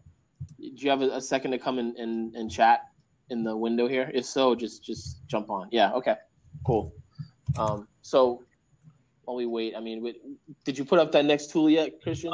I did not yet. Actually, I'll put that in here right now. Good idea. So the last tool I said was it Sumo Rank? Sumo Rank. Okay, so Sumo Rank. Let's see if I can explain this one. So this is actually, I have to say, this is a really neat tool for analyzing Facebook page performance. Now, what's great about this is it's not just, so like, for example, I can put in any Facebook page.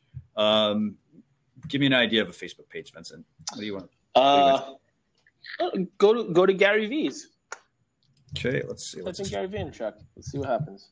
Okay, so basically you put in a user's Facebook page. Sorry, I got to get his link real quick.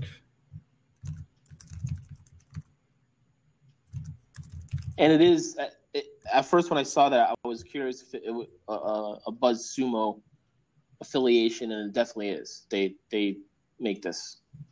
Yes. I have to say, though, this is a really awesome, it looks like a really awesome tool. So I was playing around with it earlier. Let me get his URL real quick. Okay, so it's facebook.com/Gary. So it took me like 2 minutes. Nice. To that, obviously. Okay, so this is what this tool does. It's really amazing. So I can put in like facebook.com/Gary. I can see what his ranking is on Sumo Rank. Mm-hmm. But it's really neat. So it will show me most popular post type. Obviously his category rank. So like he's 11th within the entrepreneur category. Does it say what his most popular post type is? Like how is that classified? Right now it's saying popular post type. This is obviously at the top, but if you do scroll down, it actually gives you some examples and things like that. So it'll show you most popular day, which for him is Saturday, most popular time, 3 p.m., estimated monthly total interactions. You can also probably see, there's a huge spike in August. Maybe that was because, I don't know if he was advertising at all, but huge spike compared to what he normally gets, and then a huge dip into September. Yeah, he did put a whole, a bigger campaign thing together for August, actually, on Facebook. And so actually, this actually ties into what we talked about earlier at the beginning of the show, but you can see like average engagement per post, post per third-party tool, average engagement, the day posted, the average engagement, the time posted, estimated monthly average interactions. You can see his top posts, which is pretty awesome, along with like how many likes and comments and shares and things like that it got. But the other feature that I thought was really fascinating was what we talked about earlier. Remember how we talked about on Facebook, about like writing short posts and long posts and things like that, and seeing what the average engagement per, for that type of stuff is. What's neat is this tool is actually giving you it's showing you the average shares, the average likes and comments based on a character range. So like, for example, 0 to 50, 50 to 100, 150 to 200, 250 to 300, and 300 plus. Mm-hmm. So it's pretty neat because like, if you're someone who's like, if you've constantly been writing short posts and you're like, hey, I want to write something longer than, 100 words, you can do that and then try running this tool and kind of see how your content is performing with your audience and, what types of adjustments you may want to make. So that's interesting. Yeah, it definitely ties into that whole thing we were talking about before with the link to your post and the fact that you can see anybody's is interesting. That it's basically a bit of a like face insights on some HGH and with the ability to see everybody else's. So that's interesting. Okay, so we got Jess here. Let's bring her into this blab. Sweet. Jess, I've seen Jess a million times online, and I've never. Hi guys. Hi, Jess. Hey, how are you? Can you guys hear? Okay, I'm actually in the airport lounge. We can hear I thought you were perfectly. actually in the command center. So yeah, no, it's a lovely Central Park artwork, I guess. No, I have clients that are on. Who are you? Who are you? Who do you work for? Talk about that one. Hi, I'm Jess. I work for Social Flow, which is a social media startup. It does optimized publishing. I run our paid team. So I run ads on Facebook, LinkedIn, Twitter, Instagram, Pinterest, other platforms I can't talk about. And we have a lot of access to like new stuff as a media solutions API partner and really well integrated with Facebook. And a lot of my clients are in the news field and publishers. That's awesome. So they're kind of using it. I mean, there are other platforms similar to it, like CrowdTangle and other kind of feed aggregators, but it's cool. It's just like a really powerful listening tool. I think will be interesting is if Facebook, if this is a trend for them, where they're going to be introducing their own listening tools internally that other platforms are built on and are built to like meet that market failure. So I think it's interesting. It's cool to be able to just like look at all of Facebook. That's public and kind of mine it. There used to be an ads tool for it where you could look up like any ads or in like graph search you kind of used to be able to, but I mean, it's cool to, to see what's there. So how long have you guys been on it? I've just had a couple clients that have had it for a short period of time. Like so a week? Short as in like, yeah. Because it came out this week. So okay. Yeah, like recently. So but you've had a chance to kind of jump on it and tool around on it? Yeah, a little bit. I've gone through not like extensive. I haven't set up like metrics or any like the custom stuff you can do. Just kind of taking a gander at it. It seems cool. Like, it's a lot of data going into it. Well, it's funny because I don't know if they're opening up more to that extent or what. I mean, obviously the whole trend towards trying to be the news source for people. Yeah. I mean, Facebook, that's a huge goal of theirs that they've always said. Yeah, that. Their goal is to be like the internet, right? The front page. Right. Exactly. But Facebook, so when Facebook started rolling out a lot of their additional video functionality, we saw them introduce the ability to like upload video that you can embed on other sites. Right. And starting to surface video and become that. Like Facebook is doing everything they can to keep people in Facebook. And so now what they're doing is they're just making it easier to find more Facebook content to then share on Facebook. Yep. So for them, it makes perfect sense. Like I run a lot of video ads. And like right now, video ads, if you don't have, we found is videos that are just videos with like no outbound link, no call to action perform better than if you just include that link. Because Facebook is saying, hey, you're keeping people on Facebook. We're for that. We're going to serve that even more. Yeah, that makes total sense. We were talking about that earlier, how that's been kind of their goal. Like they just want you on Facebook. They don't want you to leave. They just want you there forever. Yeah. And to do all your things on there, everything that you do online, do it on Facebook.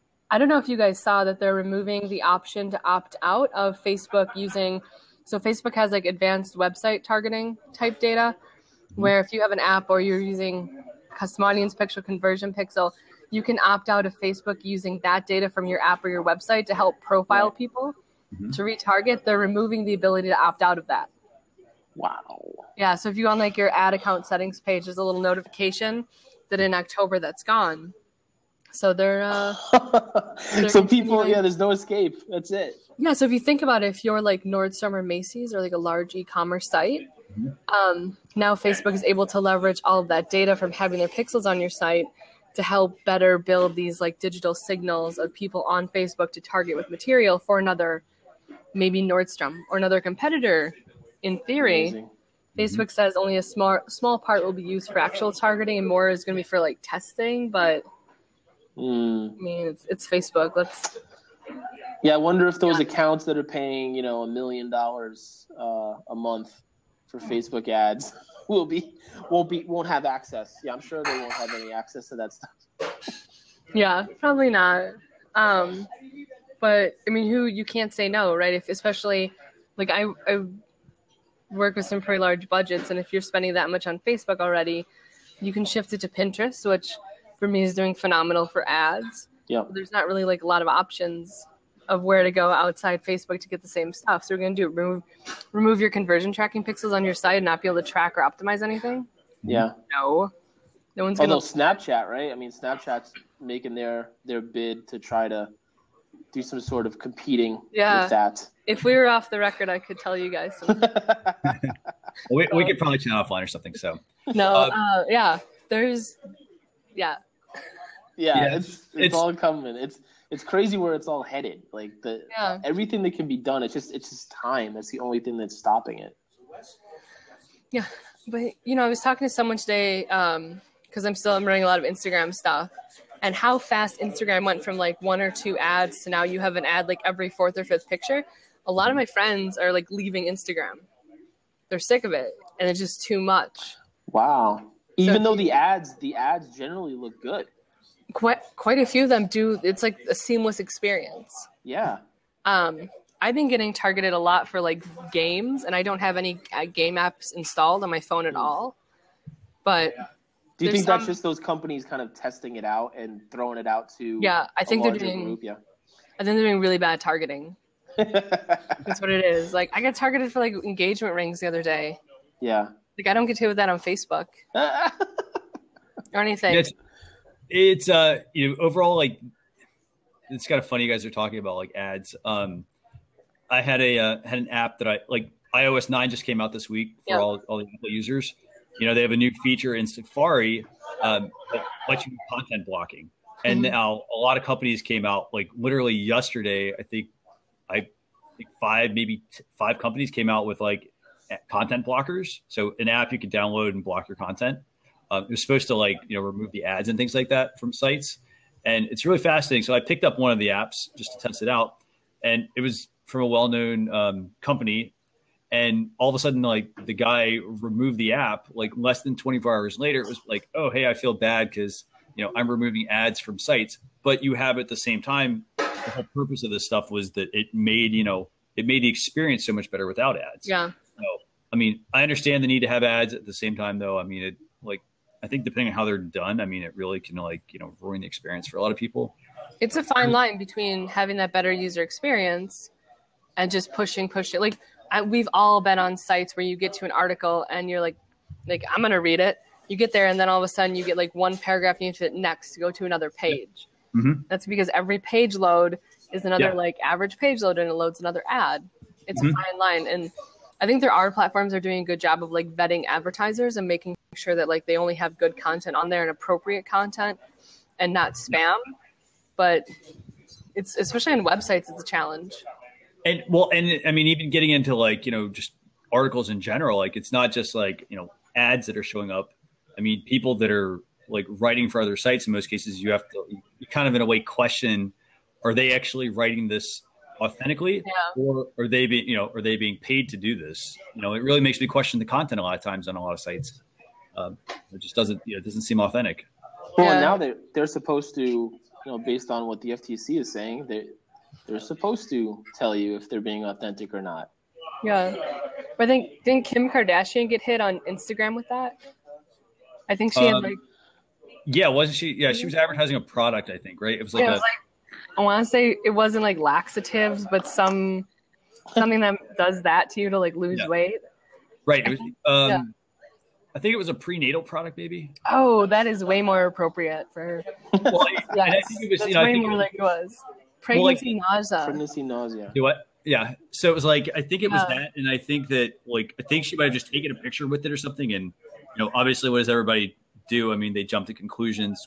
Most cases, in that instance, like they're right. It's a form of advertising. Mm-hmm. It's not, she didn't do that because she really thought like it was a great great thing. Like for example, like I'm wearing another company's T-shirt. Like they sent me this T-shirt, last week. I'm wearing it, but I'm not actually advertising for them. Yeah. I'm not doing it because like they paid me for anything. Like they sent me a T-shirt. But like I mean, in most cases, like it really is.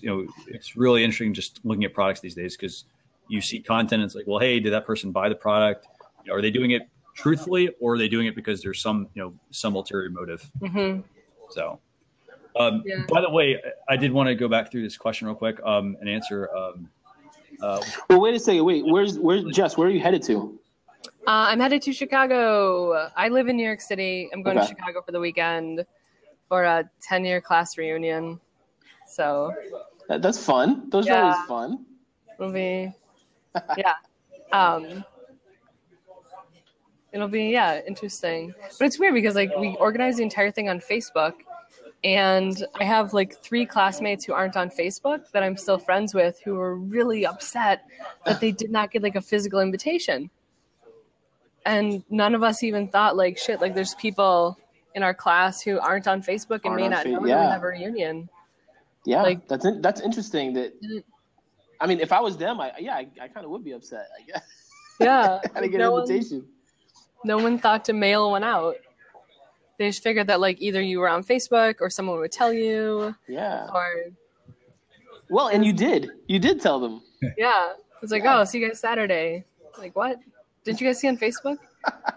But then on the flip side, like we had an intern this summer and he isn't on Facebook and he couldn't figure out. I told him like, I need you to go find out like how many times this page publishes, and he couldn't figure out how to go look at a company's Facebook page. He's like, I'm not on Facebook. I don't have a login. I can't see it. I'm like, you can just go to it. But like, what do you mean you're on Facebook? Like, how do you communicate with people? Like, well, you know what I always find is like usually, and to be honest, it may have been the case with him or may not have been, but most of the time when someone says that they don't have a Facebook, which I love. I love that. But they're not on Facebook. And then it turns out that they are, or they were, and there's a profile somewhere. Like they either just don't want it to be, so I manage social media for a brand. And like, I know people think like, oh, he's a social media guy. I don't want to tell him that I have a Facebook page because I might not have good stuff on there, and I don't want him to see it and report me or something. Like they think I'm going to report them. But yeah, it's like they usually do have some sort of profile somewhere, and they come up with some excuse as to like, oh, I never had it. I had one and I deleted it.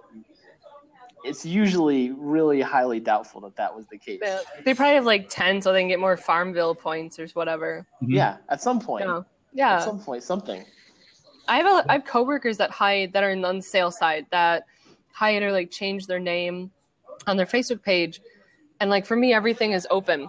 I share everything like globally, everything on Twitter. Like I'm the same between like Twitter. Like it's just me. And it's like, for me, it's like such a cognitive dissonance that like they have like one profile on Facebook and then like they might have like one personal Twitter and then one like professional Twitter. It's like, why don't you just do like, kind of very odd.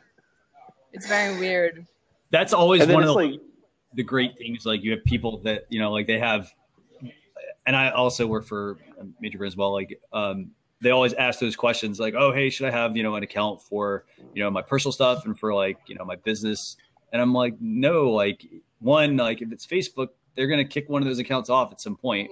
2, it's multiple logins you got to manage. It's not worth the time. Like if, that's the web, like it's if you publish anything out there at any point, like it's there, like people can always go find it, you know. Yeah. And Carlos, actually, we got Carlos Gill here. If he wants to jump on, feel free to. Yeah, Carlos, jump in. He made a great comment, you know, which was like, he does, you know, let me see. He feels like, you know, hey, I get skeptical of people who aren't on Facebook. It's like they're hiding something. You know, it's new with people that have multiple like accounts, you know, 2 Facebook accounts, for instance. Like, really?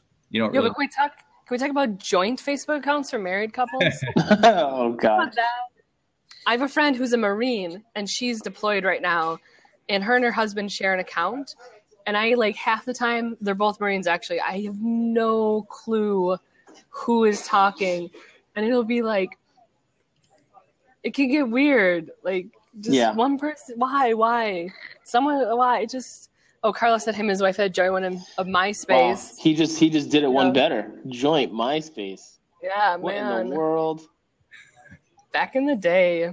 Joint MySpace. So, I think you were missing the point of MySpace back in the day, Carlos. Get out there with your wife. What are you doing? By the way, I'm gonna pull in Shelton Bumgarner here, Blab producer. Yeah. Photographer, all around nice guy. Let's bring Shelton on. Hey, you guys are busy. Shelton is everywhere. Yes, I am everywhere. All the time. I just keep getting notifications all the time that Shelton's in this. You just turn off your notifications. That's all. Just turn them off so you don't have to see my. Shelton, you're like 80% of my notifications. I apologize. That's. Yeah. Thank you. That's just who I am. Stop being everywhere. Okay, the question I have is, and Jess probably already has been exposed to this question because I love this question so much. In the future, if we were having this discussion and we were complaining about Widget 2.0, we hate it. We're having a blab about it, and we ping the manufacturer of Widget 2.0, whatever, and they get it. They see it on Twitter, and the social media manager of the widget manufacturer sees that and jumps into the blab. What happens? Should they be wearing a suit and tie?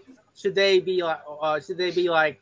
You know, all these comments are not my own. These are the comments of my employer.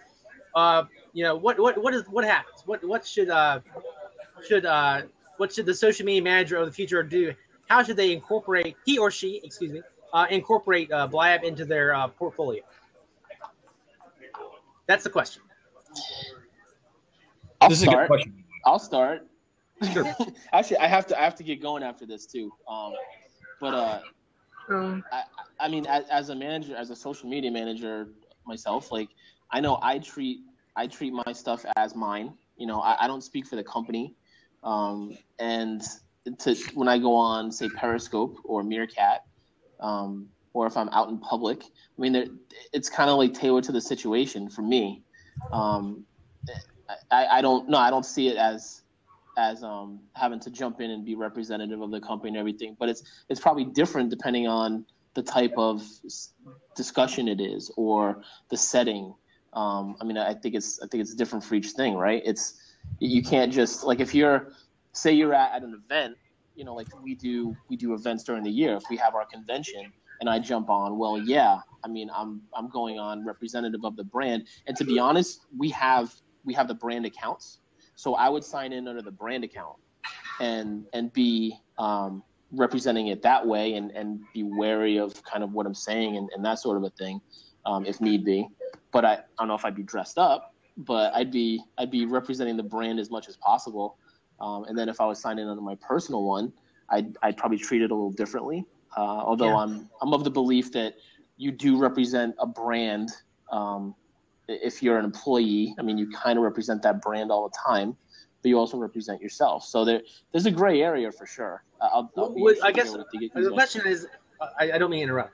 The question I have is, would you socialize like when your people are upset about the widget? Would you like say, hey guys, where are you from? I'd be like, oh, I'm from here. And would you like socialize, or would you be more formal and say, okay guys, I'm here just for your complaints about the widget? What would be your I mean, personally, I think it's all in one. I mean, I think customer service, like you should have that that socialization aspect if that's the voice of your brand.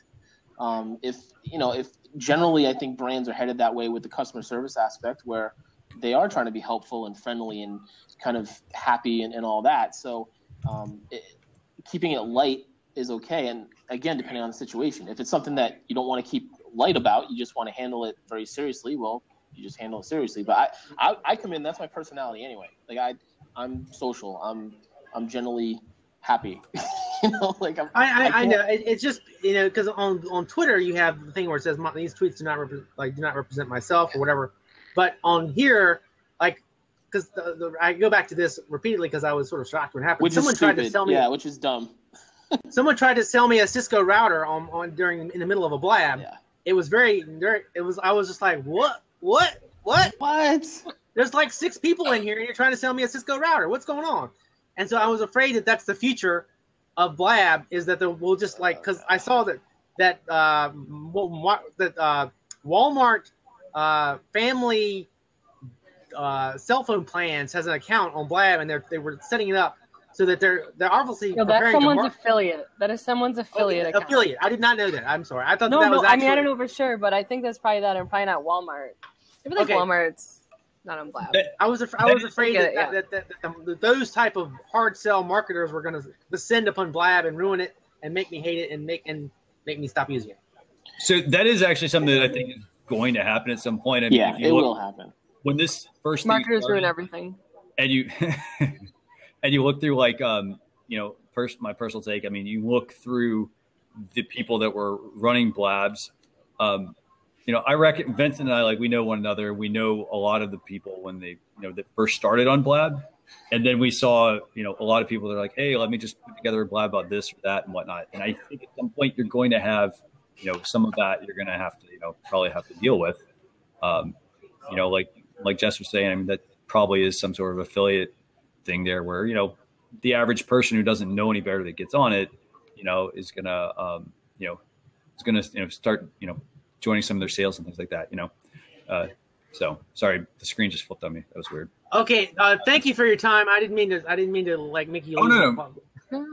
We actually like having you on here. I mean, it's great. I mean, I actually think this is a great question. I mean, as far as Lisa, like we were talking about this in the chat over here. I mean, she said, hey, the CEO should get on there, but like at the same time, depending on the company, that's not going to happen because some of the CEOs, they're going to want layers. They're going to want someone else to come on, as Vincent was talking about. I mean, if you represent a business, you have to be somewhat careful about what you say.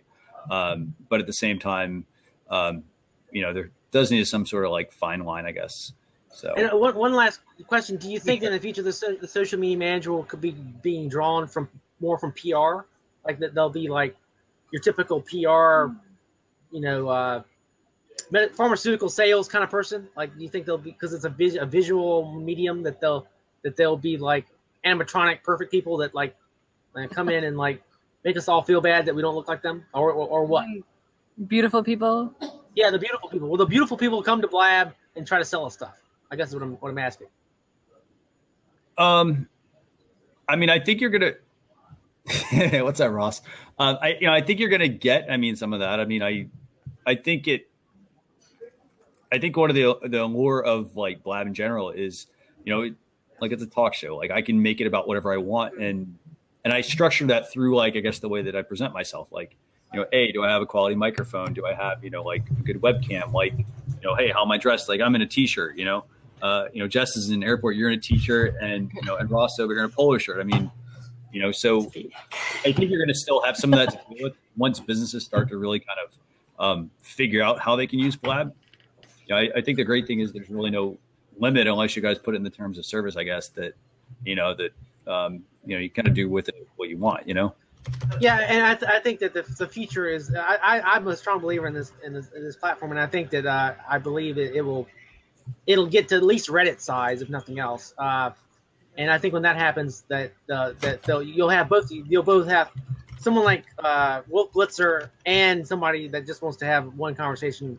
Well, have a conversation with one other person. It's a very flexible medium. So go ahead, Justin.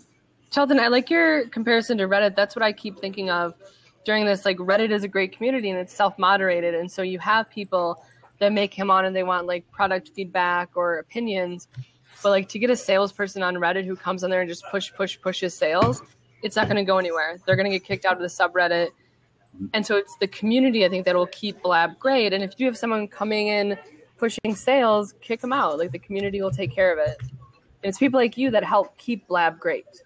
Well, thank you. That's the highest compliment I've gotten this year. Now the year's halfway, almost halfway over. So, that was awesome, Mike. I love that comment there. I mean, okay, I will leave you be. Thank you very much for your time, guys. Bye, anytime. Feel free to stop back by every week. Oh, that was quick. Hey, goodbye. He just disappears into another block. So, I mean, I thought that was a great question. Absolutely great question from Sheldon. I mean, what's this question we have? Have we talked about Facebook's news about browser data? Do you want to actually, Vel Strategies, do you want to jump in real quick and actually bring that up? Kind of. Got me in, Rachel. We've got an open seat here. Yeah. Join. Whichever way it is. It's always the opposite of whatever you think it is. Yeah. Talk about Facebook. I mean, if you want to elaborate in the comments, which are she always needs encouragement to come in. What is Facebook's browser data? That's what I want to know. Are we talking about what they're targeting, where they're stopping? What we talked about before? Talked about, or I mean, the only stuff I could think about is like content blockers on sites and stuff. But let's see.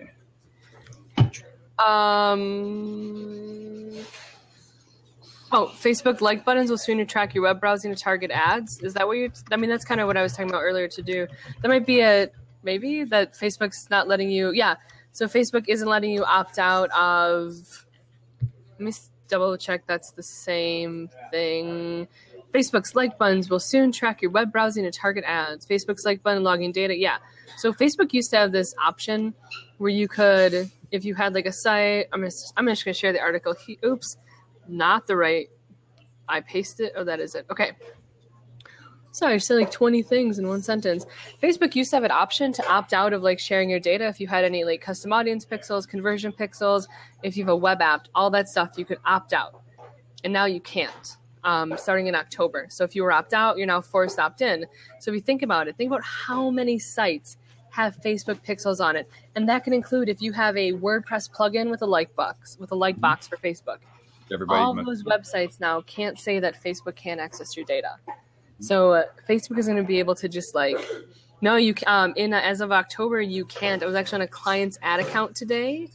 And if you go in your ad account under settings, you're going to have a little notification that as of like October, you might be able to still for like the plugins and like buttons and just the one-off things. But if you have any like custom audience pixels, conversion pixels tied into anything, your data is theirs. Mm-hmm. So what they do is, as a user, let's say that I click onto New York Times and I'm on their site, I'm browsing around and Facebook's tracking, maybe I went through an ad, maybe I didn't. Maybe I got an instant article up on their page and I'm clicking around in it. All of a sudden, Facebook knows that I clicked on the article about the World Rugby Cup. And then I come back to Facebook and then I get targeted with a World Rugby Cup related ad from some other vendor. And New York Times is cut out of that, right? They're providing the data. They're not getting any money at all for helping with that targeting. And I think this is actually going to be really scary. I mean, overall, you look at cell phones these days. I mean, that, a lot of Google's probably doing it, Apple's probably doing it. They're probably doing something, everything you're putting into the phone is essentially probably at some point like their data. Actually, while you're chatting about this, I actually wanted to remind you something. I was looking at a setting in here yesterday. And it was very interesting. It was talking about how everything it was actually tied to Siri. Everything that I was putting into Siri, they even just to oh, hey, let me search. Everything I was doing, if I'm searching for something, it literally is going to Apple, And I know what they're doing. I mean, they're doing it because they want to they want to improve the experience and want to say, oh, hey, you know what? People are launching this type of app, or they're launching that, or they're looking for this type of stuff. Well, let's try to improve the experience. They might not be trying to do something bad. Well, I don't know if you remember or a while ago, Twitter got a lot of hate because Twitter had made an update to their app where then they were starting to look at other apps. And so the Twitter app can see what other apps you have on your phone. Cookie Monster. in order to, yeah. That's the problem is it's never enough, and that's where it ends up going is their habits don't end up staying on their platform, and all the stuff that some people didn't like about them now is spilling when, hey, I didn't want you, so I moved over here, and now you're still coming and following and stealing my data. Yeah. I mean, if you think about it, like the big problem, right, for a lot of platforms, a lot of advertisers is cross-device attribution and being able to go from like your Twitter app to like Safari on an iPhone or Chrome and being able to track, because depending on your operating system and the browser you're using on your phone, you don't have third-party data. You don't have third-party cookies on quite a few of them. And so as soon as that's solved and we have cookie tracking on a phone where you can track someone between apps, between websites, like your phone's going to run really slow. And we need like a Tor phone. I don't know. Like you're screwed. I mean, I can't complain. Like, this is what makes my living, is running ads and using data to target people. But it's still like, there's got to be a stop somewhere, right? Right. Seems like it comes back to, like, you know, in a way, like transparency. I mean, we talked about it earlier with, you know, like we're talking about now with devices. We're talking about earlier about, you know, blog content. We're talking about ads on different sites. I mean, everything that's out there is, in a way, everything is an ad. I mean, you know, why is that post, for instance, on my website? Like, was it because you need me? Was it because, like, hey, I just decided to accept it because I thought it was good? It makes you so paranoid. Yep. Well, the thing is everything that has a purpose is an ad, technically, on anything. You know, it's by nature, by the mechanics of what it is. Sorry, I'm eating while you're...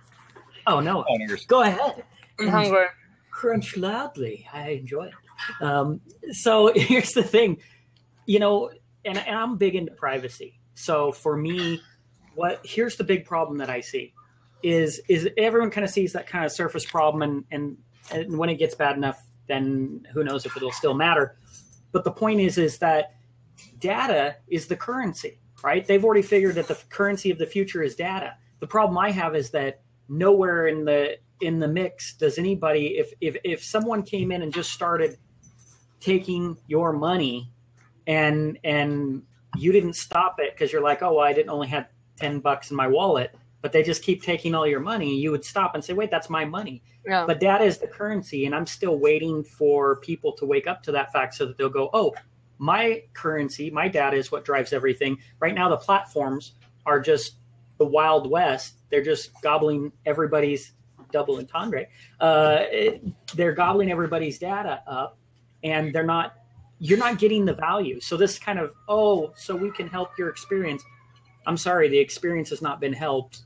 Yes, things do cost money, but at the end of the day, those things that you created were an investment, and they wouldn't exist if it wasn't for the audience that's supporting them. They would be considered a failure. So that's not enough of an excuse to say, oh, we're going to add you some benefit, or we're giving you something, because you don't go into a store and the store doesn't take all of your money and then say, well, we got these nice lights here for you, and give you no actual products. It's like, at the end of the day, my data is the currency. And so telling me you're letting me use your system is not worth my data. So I hope over time people start to wake up and realize that, and take back their currency, and realize that people can make any platform, like this platform or any other platform, a success. If the right people come in, it's a success. If nobody comes in, it's a failure. So the power is, resides in the users. Now that store also takes your data because they have beacons installed. And the beacon is tapping into your Wi-Fi network. And if you have a big enough network, like if you think about New York City, like I'm walking around with my Wi-Fi on, I'm connecting to a ton of just random ass hotspots. And if you can come in and look at that, you can see everywhere I've been for an entire day of walking around. Like I go to Sephora, I walk by a Sephora. I have push notifications enabled on my phone. So I connect to their Wi-Fi, connect to their beacon, it pushes it to me. So like, it's and a lot to it. There's going to be what has to happen is people there. I have hope. I have data hope that people will wake up and realize that just because this is what's being done, it's just like terms of service rape, essentially. that's because you go, oh, well, I've just got to do it because I'm not going to get to use this thing. And then you look at Facebook, in my opinion, is one of the worst examples, because just like with Messenger and all that, when you break your stuff to make people, just like they did with the Facebook, pages and the engagement, and then they do it with their app. So, hey, great, this person's trying to talk to me, but I'm not at home. So either I download their Messenger app or I have to find a computer somewhere. Mm-hmm. Like that to me is straight up old mafia style where, hey, we're going to protect you from us. And here's the thing. You don't have to do it that dumb. Actually, to me, I disrespect that whole idea, because there's 10 smarter ways to do it that would be good for the user and would allow you to do what you want without just coming up and grabbing somebody's purse and yanking it away from them and saying, give that to me. That's their strategy. And they're getting away with it now because people are allowing it. But that won't last forever. The internet had, back when everyone used only one, I can't even remember what it was, one phone company, and you had it and everyone hated it. And then when they deregulated it, like half the people moved over to the other side, not because it was better, just because they finally got another choice. And the internet is the same. A lot of people see Facebook as the option. I was saying earlier, like my class reunion this weekend, organized on Facebook, didn't send out any paper invitations, nothing else, where they're seeing as like the only way. So if you have someone who to them, Facebook is like the way of communication, they're just going to go to Facebook. I'm not a fan of Facebook Messenger. Like I prefer Slack if it's my team on there. Like I've never Facebook messaged them, or I text or I call. Like, there's for a lot of people though, like there was a survey a while ago, and like 10% of people surveyed thought Facebook was the internet. Like they didn't realize that they were on the internet using Facebook. They thought that like they were on Facebook. And Facebook was the internet. Yes, it's a Q-tip. Or is it a cotton swab? That's the thing, is that people, the problem is that these are all tools and these are shining lights, and, we're all kids, playing with toys. And at the end of the day, when you grow up and you get a little more distance on you, then you can take a look at it and say, wait a minute, oh, this toy is made with lead-based paint. I shouldn't have put that in my mouth. And that's how the internet is. The internet's lead-based paint. Yeah, the Facebook. I don't know. Maybe I can't say Facebook is lead-based paint. I don't know.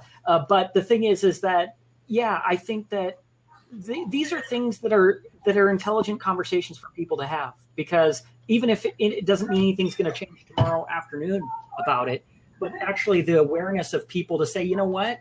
I'm not okay with you requiring all these things like the flashlight apps that were like, hey, I want access to your entire phone, but all I need to do is turn on this little thing. And it's like, okay, and where the hell did all my data go?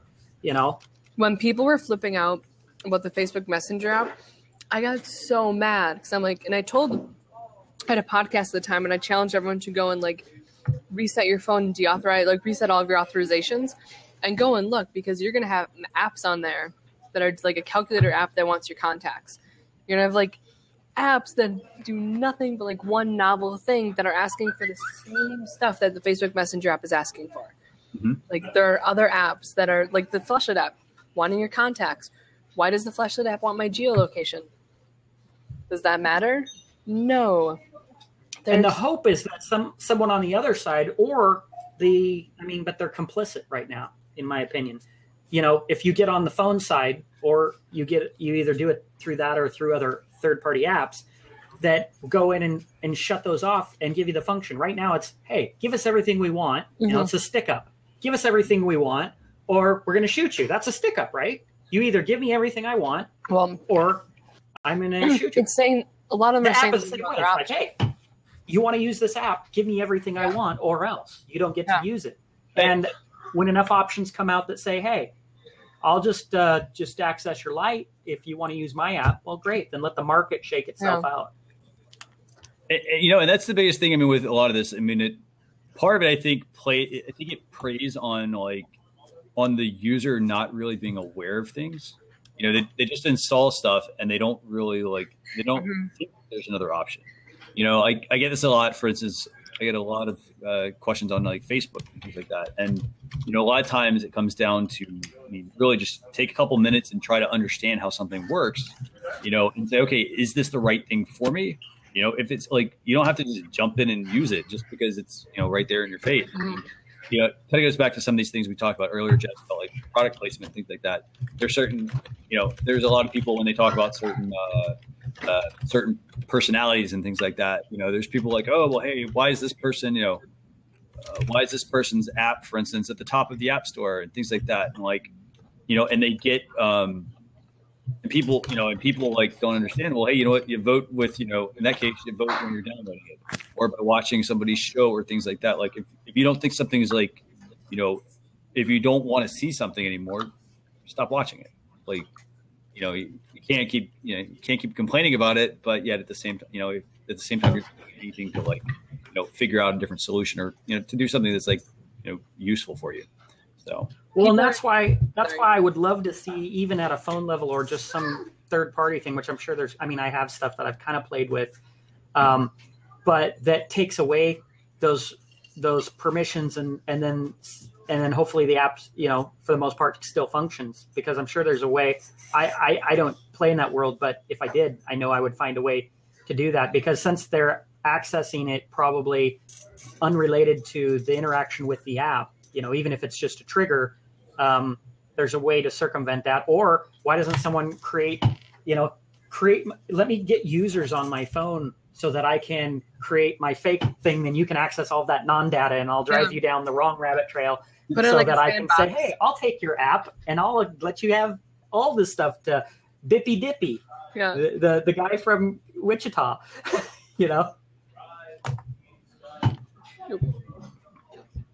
Sorry, people, I've seen people very excited about on Twitter now, if it's your birthday, they have balloons flying around. Twitter doesn't care about your birthday. They don't care if you enjoy your birthday. Creepy. They want to know your birthday, to know your age, to get better targeting analytics. Like, yay. And Facebook wants you to stay on their site. Yeah. They remind you. Yeah, exactly. At the end of the day, it's just like politics. It's like the politicians. Oh, we care about this, we care about that, till you press the button. And then none of those laws actually change when they're in office. And so I'm sitting there going, they're just totally duping people, because all they need you to do is press the red button. And you don't press the red button anymore, but that's what they need. And then they don't deliver. Did you guys see that Twitter and Google Plus are teaming up to have instant articles on Twitter? Or sorry, Google Plus, Google. Twitter and Google are teaming up for instant articles on Twitter, similar to Facebook's instant articles. I'm going to find an article and share it. Yeah, go put that one in the yeah. They announced it, I want to say earlier last week. Google and Twitter are working on open source instant articles for Twitter. Because right now, in order to have instant articles on Facebook, you have to work with Facebook, and they're each developed individually. It's a lot. It's not really automated yet, but they're looking at doing it for Twitter. Well, thanks for sharing this. Yeah. So it's another way to be stuck on Twitter longer. But this Twitter Google integration, I'm not hating it.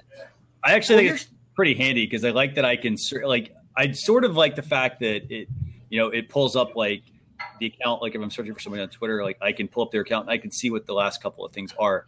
It's one less, I have to click into an account and say, oh, is that the right account I want to follow, or I want to mention somebody or something like that. So I do like that. I do get some of that. Go ahead, Ross. Yeah. Oh, I was just silencing my phone notifications.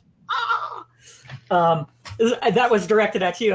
Hey, he's doing kung fu at me. What do I do? Crowdsource the answer. Cool, if I could do something like this, and you had the same product or something, we could pass it. They're all run. Doing, doing, doing, doing. Get away from them. So, yeah, the thing is that this is the problem, is that there is marginal benefits, right, to these things. And that's the main reason, which is actually a brilliant strategy, of course, but I don't know that everyone's doing it on purpose. I think that it just shakes out that way, that they have to package it in something that accidentally helps its users. But the percentage of it is so minor that really what it is, I saw that when I first looked at Facebook. I'm like, okay, so let's just create this thing where people will talk so we can take all that information and use it and sell it to marketers. Like I saw the whole thing when I first saw it, and other people were like, yay, I can talk to my friends.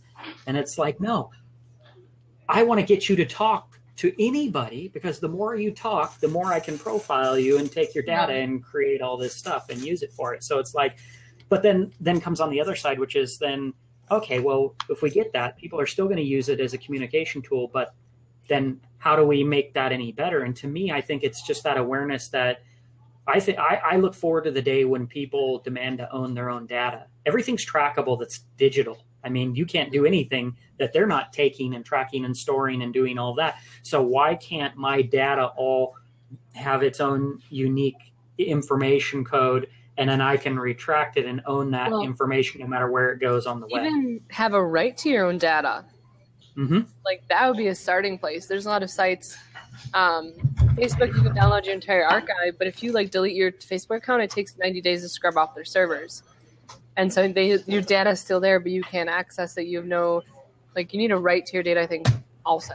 Yeah, and we're way behind on that compared to the rest of the world and other places in the world. Like, to me, I've said it before, here's the problem. Right now, people are like, oh, but they don't know how feasible that is, or is that a pie in the sky dream? No, because right now, if you try and take information, copyright, trademark, patent, you take any IP from a company, and they will certainly have rights to their data, and you won't be playing their song on your show or doing all this without them having some legal rights. So right now, all the companies have all the rights and they demand the rights, but none of the people have the same rights that the companies already have to demand that this is my property, this is my currency, my data is my currency, and you can't use it without me, you can't reuse it, you can't do anything without my permission because that's mine. It's just the way it's set up. It's like, oh, well, we're first to the party, so we're going to protect all of our data and make sure nobody can do anything with anything of ours. And then we're going to take all this stuff from everybody else, and everyone's just like, hey, this is pretty cool. You know, I could talk to my old friend at work. And it's like, well, no. Google, why do Google Hangouts exist? Why does Google Voice exist, and why are they free? Google Voice exists. Google's trying to improve its natural language processing. Google Hangouts, you can put hats on. Like, Google makes all of these products that are for the good and for free and for services under the motto, like, do no evil. And what are they using them for? You know, it's the same thing.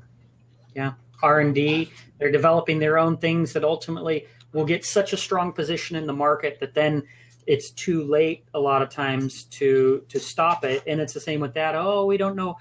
There was a, who's that guy? It's Spurlock, I think is his name, something. I think it's Michael.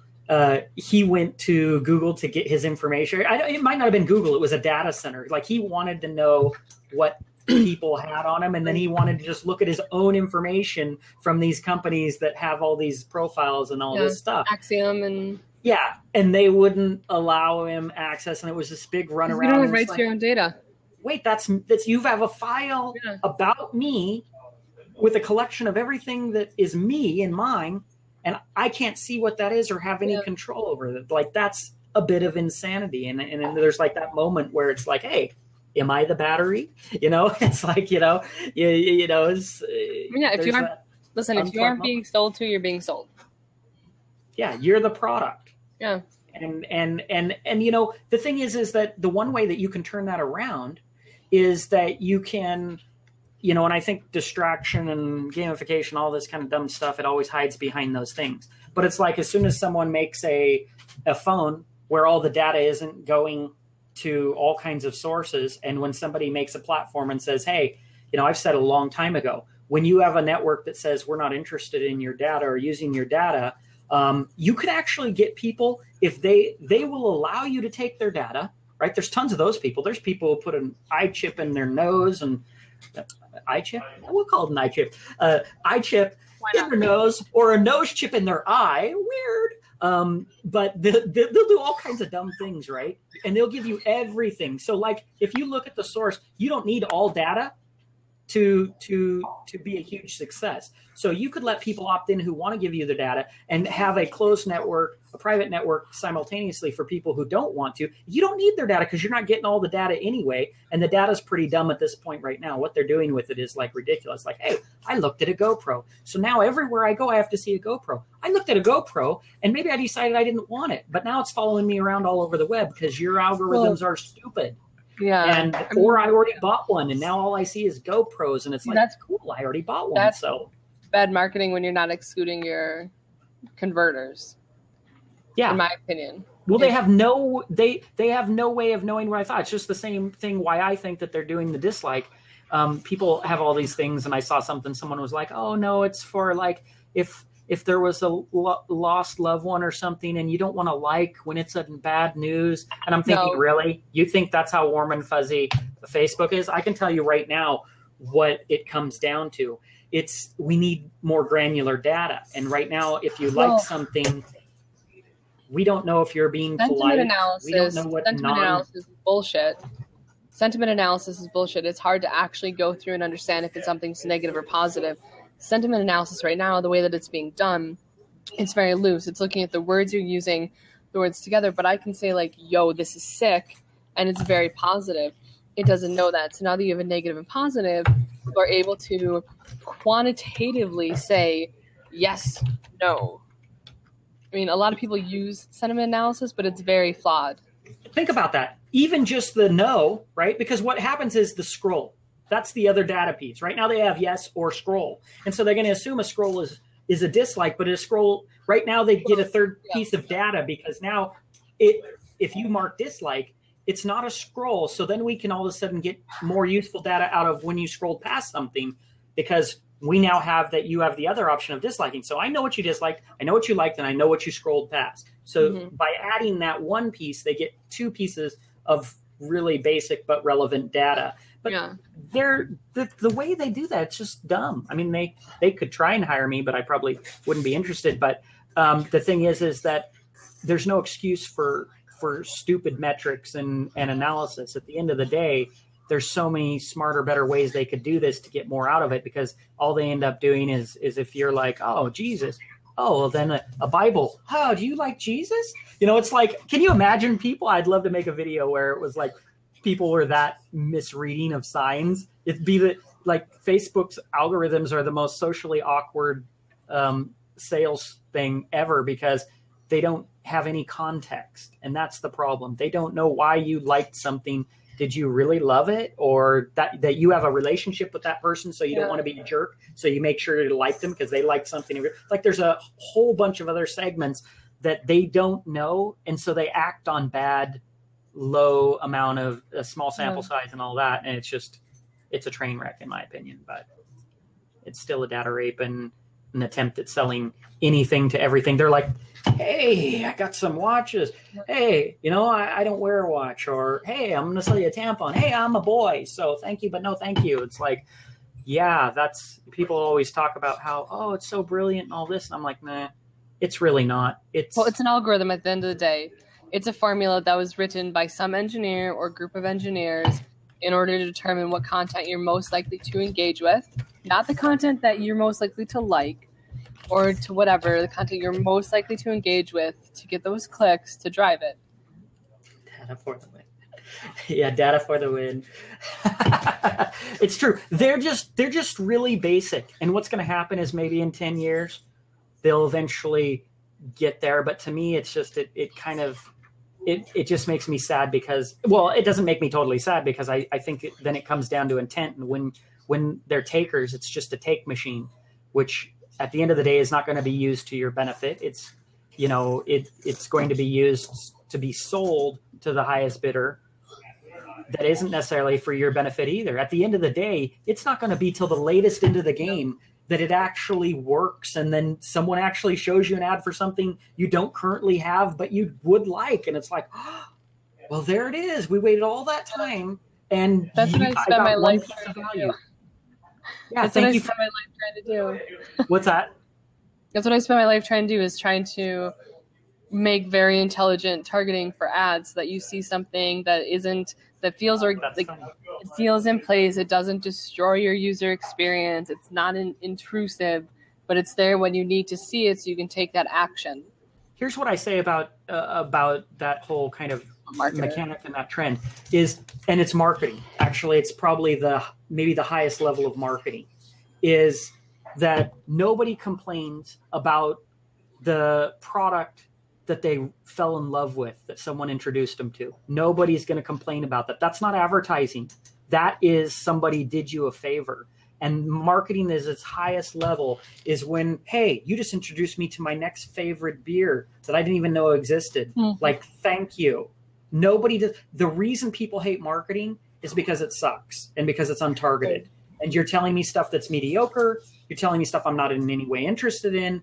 That's 90% of marketing, in my opinion. And then it becomes done so sloppily that if we can squeak some money out at the bottom and some people accidentally found something to buy, then we call that a win. But efficiency will win the day in the future. And, but there's going to be a big take and rape of data in order to get there, on a not a data rape point. But sorry if that is also an offensive thing. It's an absolute a lot of my clients, not a lot, but I once a week I get into the conversation where I'll be like, hey, we're looking at what you're doing paid. And I think when paid first started on Facebook, a lot of people would say, I have this message, I'm going to put money behind it to get more people because it's not getting enough people. Instead of saying, hey, my post isn't getting a large enough reach or large enough audience, let me put money behind it, starting to say, hey, what's doing well organically and how can I amplify that? People putting money behind like a shit ad or a shit product or a shit post doesn't make it better. It means that you're spending money to just give it more exposure. Is that taking like that great organic content and just amplifying it?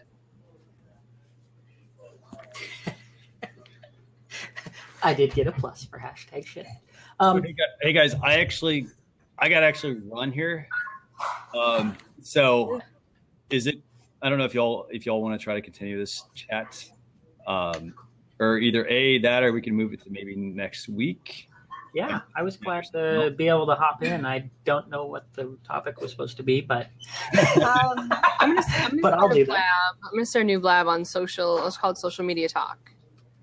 And I'll be around for a while if anyone wants to talk social or ads or any of that stuff. I'll just share it here. But thanks for having me on. Oh, anytime. We welcome you back. Yeah. We do these, Benson and I do these every week, every Friday. Yeah. So if anybody wants to join, just jump in. And if you do want to, go ahead. Sorry. So we should touch base offline and I'll tell you more about Snapchat ads. Definitely. And by the way, for everybody that's watching, if you want me to notify you for next week's blab, you can text weekly social to 33444, and basically that'll it'll put you in my list for blab, and then that way when we have a blab, I can send you the link to join when that comes out. So I'll put that here in the chat. So thank you very much, guys, and I'm going to try to get a recap of this up. I'll try to get up for I might try to get up tonight, but it'll probably be later in the weekend. So that way we kind of go over all this stuff, and you can watch this blab. So awesome, sweet. I'm glad to get on the chat. Thanks so much, Ross. Appreciate it. That's awesome. Right. And you? Bye. Bye, guys. Thanks.